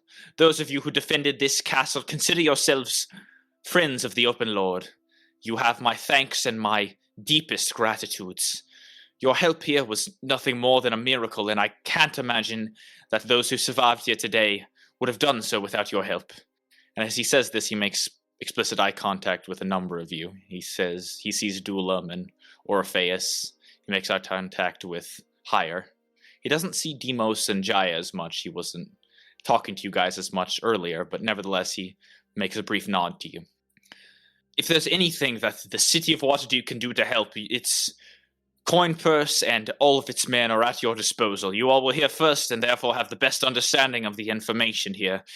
I've been told by the members of the Guard who are still conscious and able to help that there have been a number of survivors on our side, as well as this Symphony's. He looks over to the three bound men and goes, right, I will make certain. In fact, I will be there personally for their interrogation. We will not let this happen again, and we will root out their leader and any others of their society. If they exist in other cities, we will know. If they have other members hiding in our town, we will know. There will be no more wanton killing in the streets, and there will be no more damned music. Gods, what a fucking outrage. He steps off of the pedestal and approaches his people, seemingly distracted. All of you are left a bit aghast by the conversation and have a moment to yourselves. Shit, you guys, I feel like he really fucking owes us something. Can we go over and, tell him, we were the ones who helped. It wasn't the guards in the room. It was fucking us. Friends of the Open Lord, that's Dick Bubkiss. That's like, hey, if you're in my town, come sleep over or whatever. It's like, no, we need something from him. I don't know. Is it weird to seek a reward? I don't know. Well, he said his resources were at our disposal. And I think the people here that did see us fight, like Stiga and the guards, are gonna be telling him for us. I think at this point it would just make us look bad to ask for a reward. I think it'd be better to ask him for help on something rather than some monetary thing right now. Well, maybe we ask him for a full pardon. I mean, fuck, we definitely already fucking have one, considering the shit that we went through. But maybe It he's wouldn't not be thinking bad to about make it formal, you know. I'm feeling a bit tense right now. I don't know if I should talk to this guy. I might start yelling. Can one of you guys maybe take the point? I mean, Oro, you talked to him a lot earlier. Yeah, I can do that. Thanks. I think is he there likes you as anything well. else we want? Does he? I don't know if I got that vibe per se, but I won't fall for his charms. Good. Very good. Is there I anything suppose- else I should ask for? Yeah. When you do talk about the full pardon, I would emphasize Abel's status as well. Smart. Well said, Dylan. Okay, I'll sort of approach Clay de Claire. All right, you approach his sort of party, and the group of them all sort of watch you approach. Clay turns and goes, "Right, Knight Orpheus, is it? I was told by a number of the survivors that you and your compatriots dove right into the shadowy fog that damned symphony created and saved a number of lives. I am at your gratitude, truly. I wish I'd been here to help, but unfortunately I'm not a combatant, and I will be having a word with Archmage Althorn and his assistant for leaving early as well. That was not... sorry. I honestly, he sort of leans toward you now where only you and his small party can hear this. I really haven't had experience with this kind of thing before. I'm not sure what I'm to do. I'll make an announcement and certainly have a mass funeral for these people and a vigil, but should I declare war? I'm sorry, I'm just quite scared. Lord de Clare, for quite a long time, I was the first advisor to the ruler of a prominent kingdom that dealt with situations bloodier than this on the frequent. Could I give you some advice? I suppose so, but just between us, consider it more a conversation. Okay. Just in case anyone asks. Sorry, shit. No, I. This is a talk between friends, like you said. Yes. The first thing I would suggest is to pardon us of the crimes of which we were falsely accused. I agree with that. Including, and I want to point at Abel, that man who charged into battle to protect your kingdom, even when you don't recognize him as a separate entity to the body he has been trapped inside. Clay de Claire turns to his assistant, who nods with her thin optics, and he turns back to you and goes, "Right, it is done. In front of my constituents and in front of all of Waterdeep, the pirate known as the Berg is pardoned of all crimes until further notice." Abel sort of turns over and gives you a smile at that. "Huzzah! Something good came of it. I'm free." Now, on the subject of your kingdom, Mr. de Clare, Lord de Clare, this is a direct result of having the wrong people in power. Cluster let this happen to you. He knew the symphony was coming, and he tried to kill us, the only people who were aware of the situation and looking to stop it. You need to replace someone who has the best interest of the realm at hand, not their own best interest, not their pocket's best interest, not even your best interest. You need to find someone who cares about the people. Yes, you're right. I hope that removing Cluster from office will be a step in the right direction, and I'll have a thorough investigative search of my staff and cabinet. We'll find any others like him, and I actually think it might be easier than I thought. He looks over at the body and winces. Something about it makes him uncomfortable. What do you mean by that? You've been so busy helping people, I don't know if you've had a chance to tend to the dead yet. If you have the stomach for it, I would recommend taking a look at him. Oh, God. Okay, I don't, but I will. But before then, in this inquiry, you'll need someone you can trust at the lead. I recommend for your new Major General of the Guard, Chief Topher. Yes, Topher, he's downstairs right now, actually, just suiting up with his garrison. They were going to come up here and help. I'll He's perhaps been have a word with resilient him. in the face of great adversity and true to the letter of the law and honest and straightforward. Give me a persuasion check, please, Orpheus. You can have advantage on this, considering the circumstance. Dude, Topher owes us everything in his pocket. You guys have single-handedly gave this guy like a life. You guys Oh, you my got him his fucking rolls. job, then you gave him a son, and it's like Look. I'm nothing if not loyal to the people I look up to. I rolled really Arf. shit though. That's a 7. a 7. Yeah, With it was advantage? a natural 1 and a 5 was the numbers the dice showed me. All right, those are not great numbers, but I appreciate you. If you want, I know my knowledge of politics is limited, but I believe Atlas Sarkov could vouch for Topher's skill set. Yes, right. I'm your associate, Atlas Sarkov. I'm aware of your closeness. They spoke more highly of you than any other human being I've ever heard from them. Interesting. My next suggestion would be beyond the people who betrayed you, look at the people who refused to help. I'll, jump my chin at Althorn. Yes, I will be having a thorough discussion with my archmage. It will be a number of weeks, and with the festival of Waterdeep's independence coming up soon, I will have my hands full, but this is more important than any festival. Yes, well said. In millennia that I've been alive, that I've been in battle, I've never known a coward to stop being a coward. Something you and I can agree on, Knight Orpheus. And I don't Certainly think you agree want on. a coward in charge of the Blackstaff Tower. No, I do not. Perhaps his assistant Quite. will do well. I don't get a good vibe on her either, but I'll do my own investigation. A lot of she work fled will at be his done. side after all. Maybe have Stiga help you pick someone. Yes, when Stiga many of the other remained and public servants fled, Stiga remained.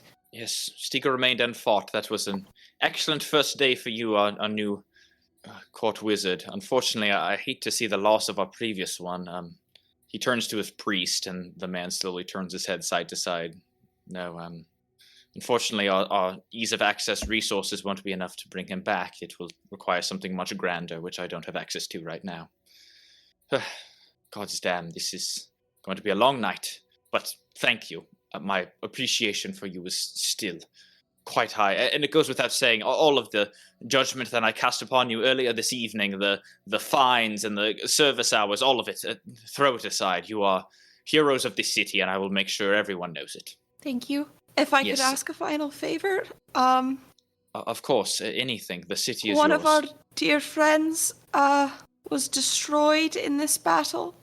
He's a golem named Smir Arvilas, made of clay. It was melted and then cooked. I have his core. I think I can bring him back, but we'll need resources. Anyone in the city you might know of, or your assistants might know of, who's skilled in golems or planar magic, or I hate to ask this, but even the gold to buy supplies to help bring him back would be so greatly appreciated by us. I would like another persuasion check at this point, please. Cool. I'm hoping this one won't suck ass. Do I get advantage on this one? This one is a simple straight roll. Ugh, one of us should have come with you. Oh, 7 again. No. I just saved your fucking castle. Give me You're money. right. Yes. Unfortunately, off the top of my head, I don't know of any people who could help you with that. Our only planar wizard was recently killed in a scuffle, I was told, outside of the academy. Oh, I would be happy to do the research, but it sounds like it might be easier if I were merely to hand you a few gold pieces. Would that suffice? I can't say anything will suffice until we get him back, but anything you could do would be appreciated. Yes, consider it a reward, a bounty. Yes, I'm sure the treasury has some some coins available in our coffers available. Listen, all ye here, let it be known that there was a bounty on the head of the Symphony of Neth, and these people, Dulam and the Lost Boys, are the rightful owners of this gold. Let it be given to them at once. He sort of snaps behind him, and his assistant bows and disappears. That will be just momentarily. We'll have a sum for you that should be to your liking. Thank you. I want to put my hand on his shoulder fraternally. What? for journaling. like he's my brother in arms. You're giving Miles Morales to a woman Spider-Man. So woman Spider-Man. Woman Spider-Man. What's her name, Gwen? Woman Spider-Man is better. Some Hale's full legal name. Shut up! Is your name Matt? What's your name? Is it Gwen? Miles Morales. Stop, no. Gwen Stacy! There we go. You got it. It came to him. It's the time of a Google search. I put my hand. I knew Gwen first. That was off the dome. Fuck you. Never heard Stacy in my life. Anyways. Clay declared, you're a good leader when you have a clear head. You're an excellent leader. I urge you to pursue this excellence wholeheartedly. Thank you, Knight Orpheus. That is kind words, but trust me, I will do everything in my power to make sure that my city is well kept and in good state. There will be no more of these killings under my watch, and I'm quite confident that we have the bulk of their army at bay.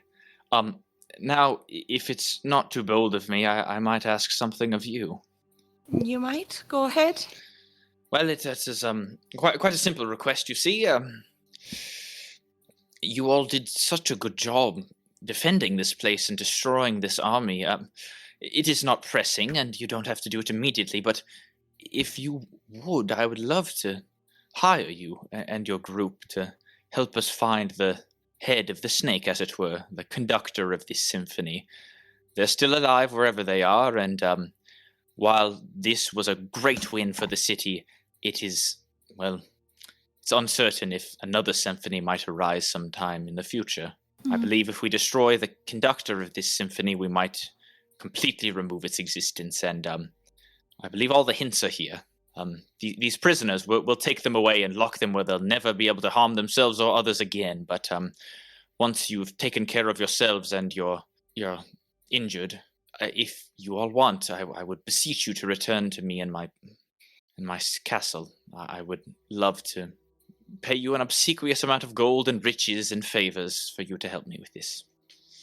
I see. Thank you for the opportunity. I would have to confer with my group members, but that is likely a job we would take on. Think it over. There's no rush. Well, there is a bit, but the symphony gone, I doubt it will come back, and it will likely take years, but I want to find this individual before they disappear. Hopefully not to leave our city. I want to find them here. Anyway, think it over. You know where to find me.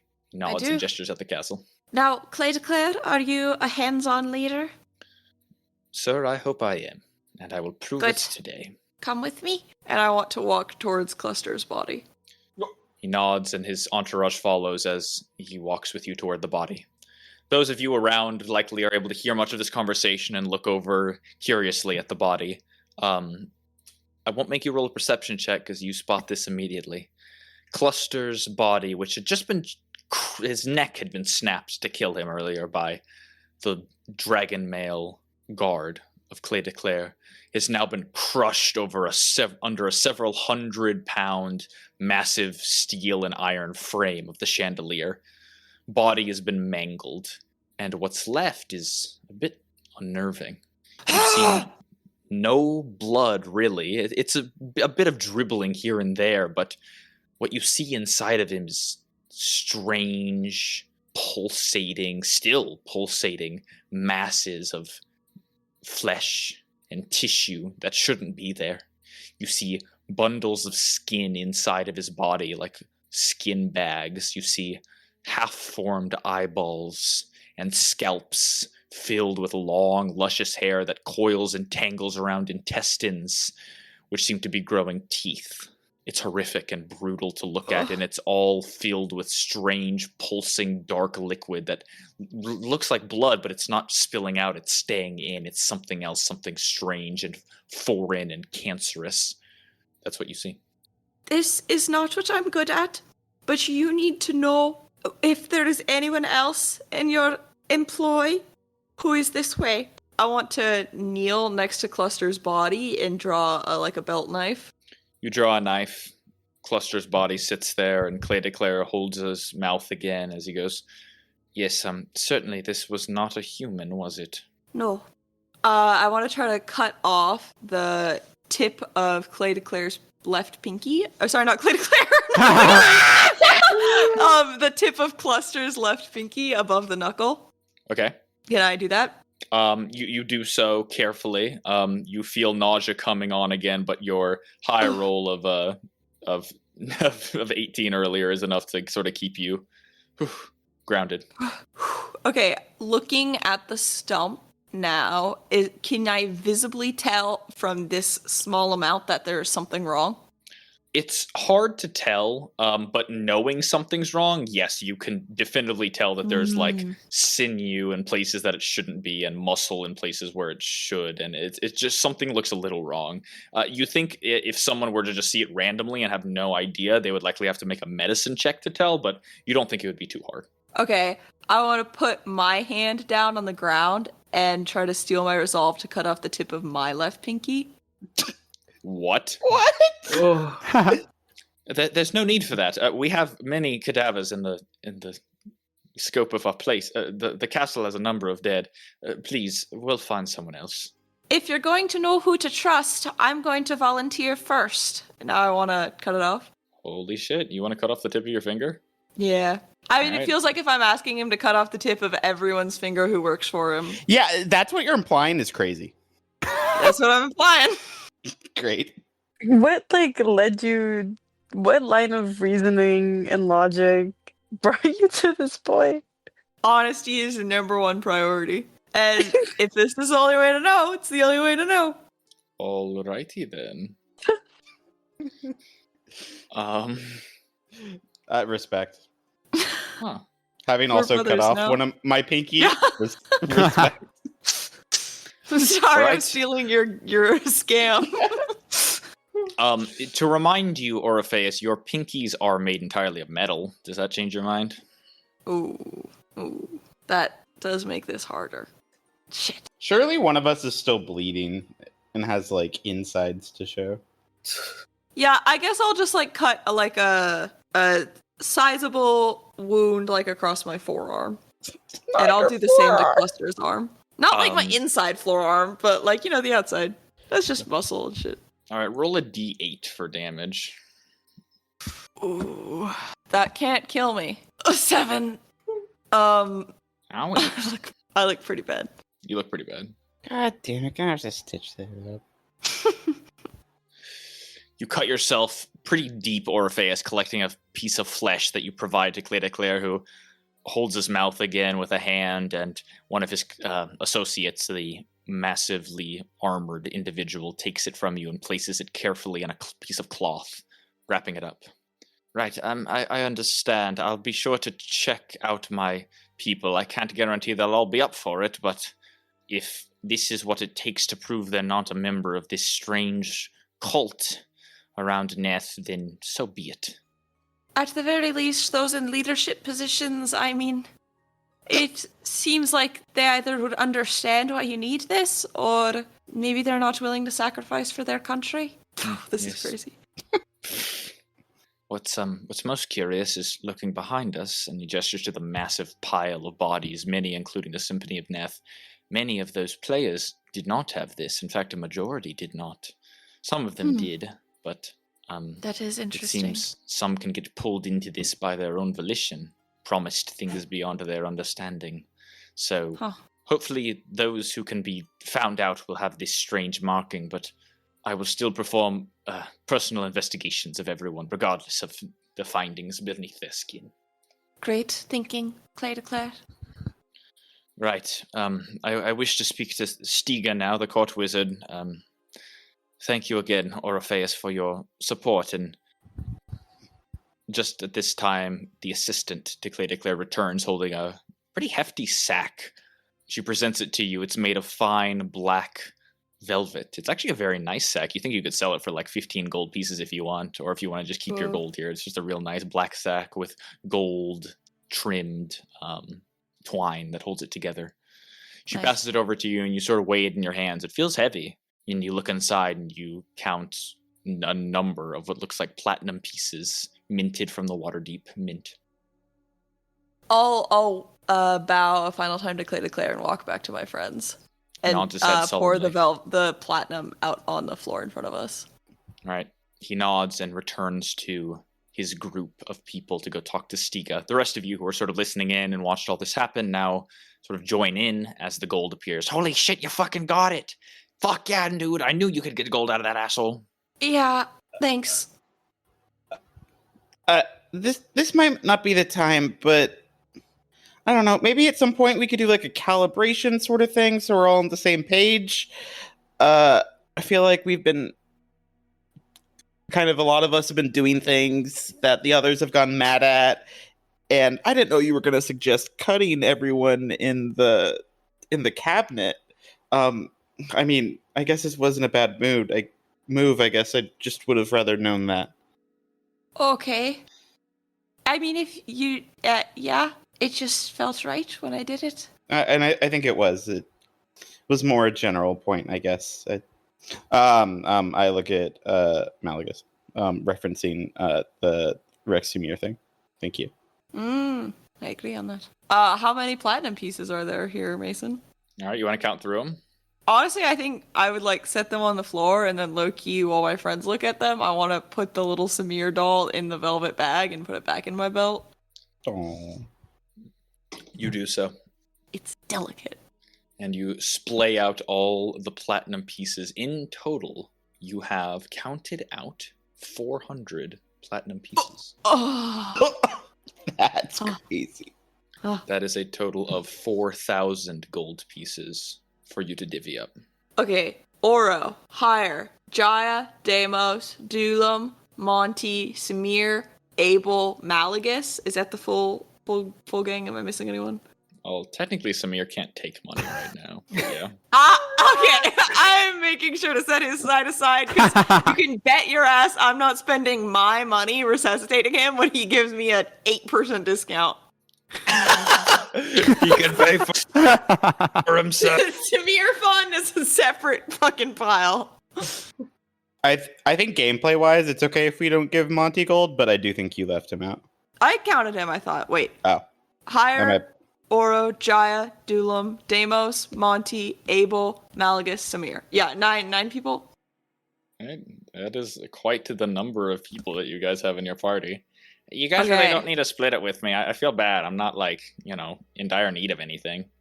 Put mine towards Samir or someone. I don't know. We each get 444 gold. Why'd you say that's so sad?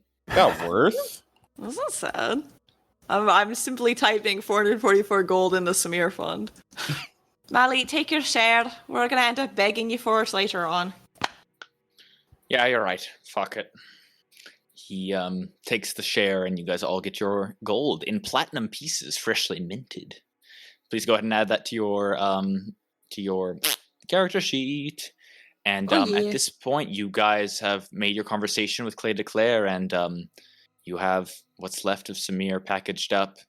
Demos floating on your Tensor's floating disk. You have both some Samson and Volker, and nobody has interrupted you in your movement of them. Is it okay if we take a quick trip to the morgue eventually, guys? Yeah. Of course. I know a lot's happened today, but shit, you guys, we might need to fucking lay down. Yeah. I'm on 2 HP, so I'm looking real bad. I mean, I'm glad we didn't get executed today. Yeah, me too. Yeah, that's nice. Do you have Samir? Yeah, I do. Good. Okay.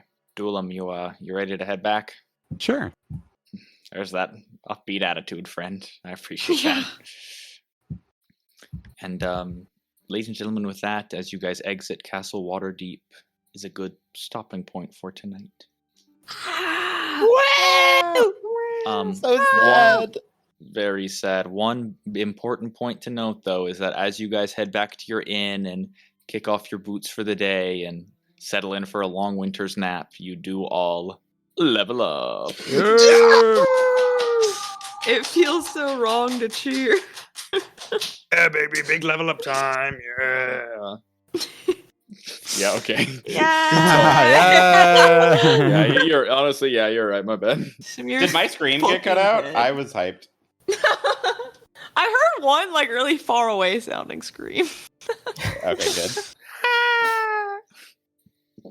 Okay, well, I mean, you still want polls, right?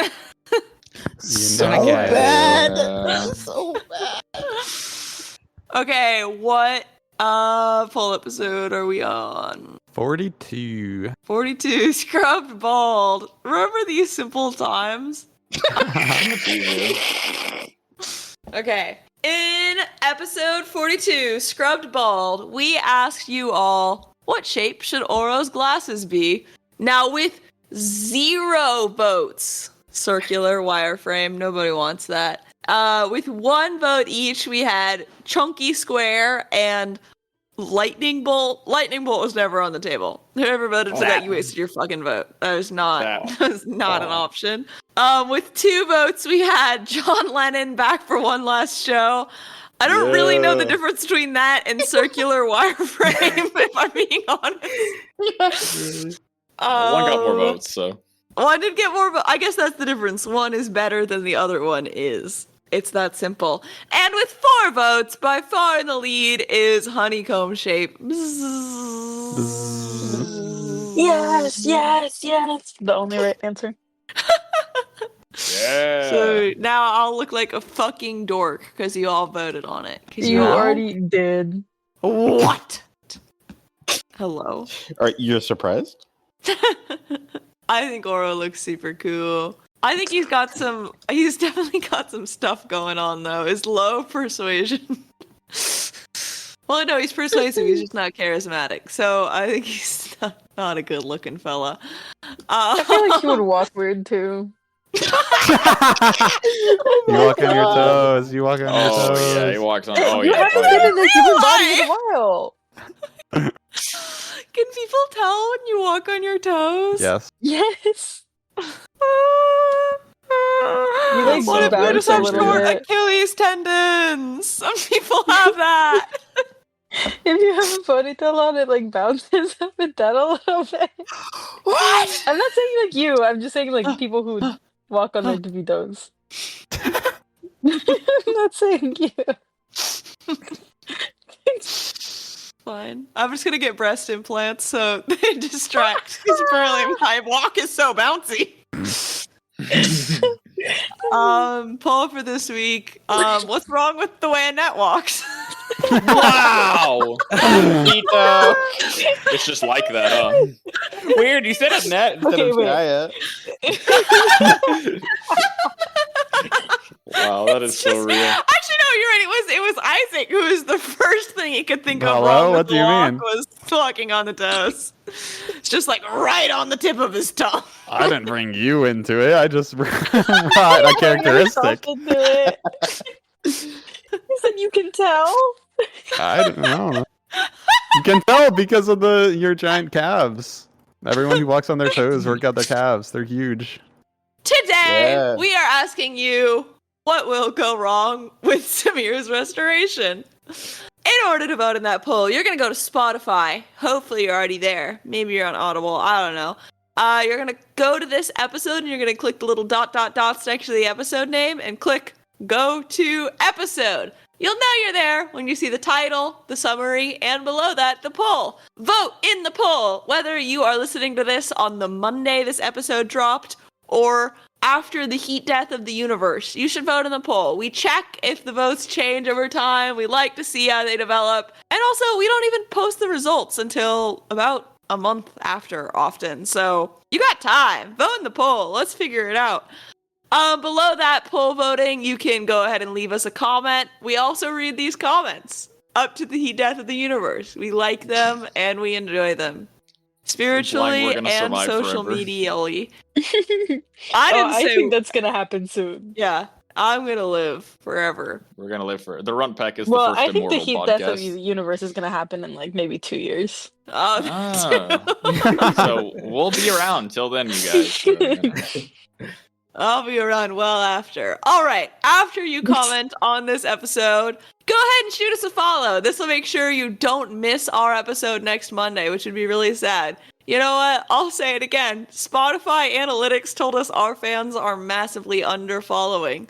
Based on the amount of listens we get, we should have 10 times as many followers, according to Spotify statistics.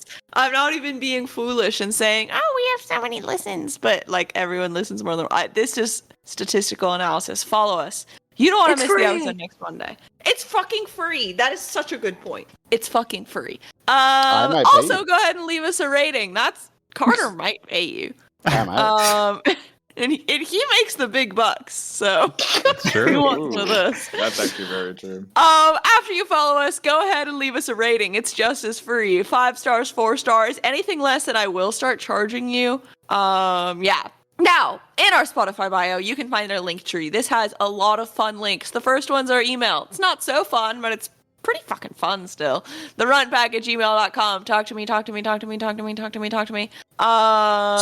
Also, you can find our subreddit. That's r/TheRuntPack. It's a great place to make fan content, fan fiction, fan art, fan theories, fan friends.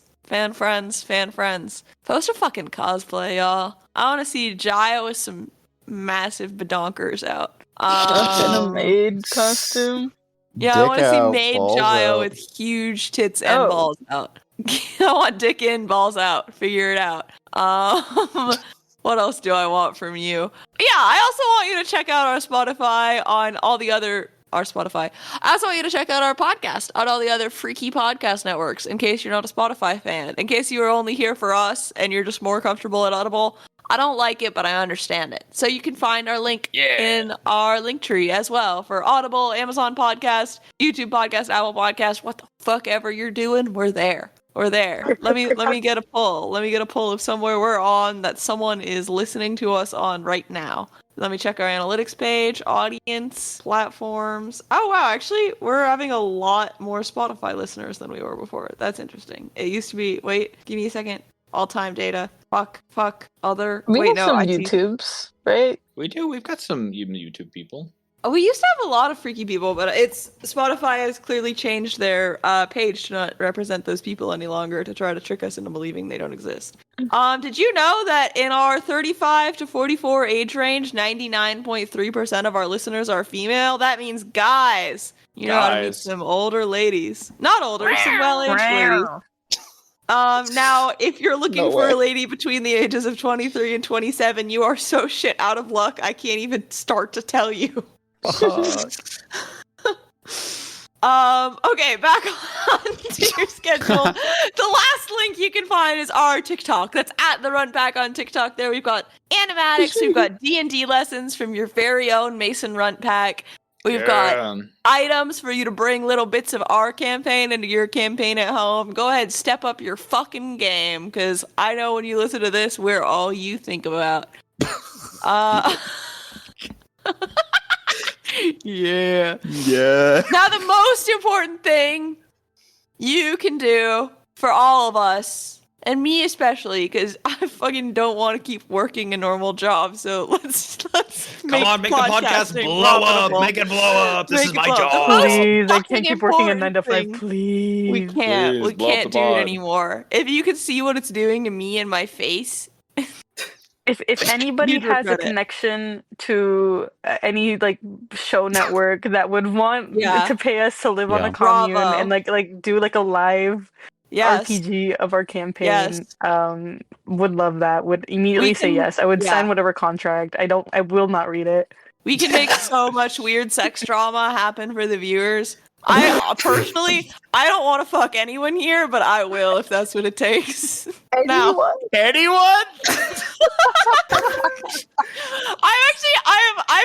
I realized the other day that we've done a really good job leaving any existing relationships between runts completely ambiguous and unknown to our listeners, and I think we should strive to keep that going. Yeah. So I don't want to know about what you're doing with your body and that. Okay. my god, we should ask. We should ask who's dating or who the audience thinks is dating who of the players. I'm It scared. better I'm fucking scared. be Isaac and Mason, or I'm gonna throw out so many pages of fan fiction. Where's the Run Pack fan fiction? My IRL fan fiction. Did y'all hear that Dan and Phil are dating in real life? I saw that on For Reddit. 16 years. That's crazy. That's They such love a each good other. scam. We should all seek to replicate that sort of will they, won't they drama Between Keep it all of sexy. us. Between all of us. Well, mine's mostly between Annette and me. But I don't know what the rest of you are doing. Okay. I don't even know if that part was getting cut or staying in, but No way. the most important thing you can do, Outro. Bedtime. It's so bedtime. the most And the important thing outro. you can do for me and my beloved, whoever it may be, is listen to us next Monday.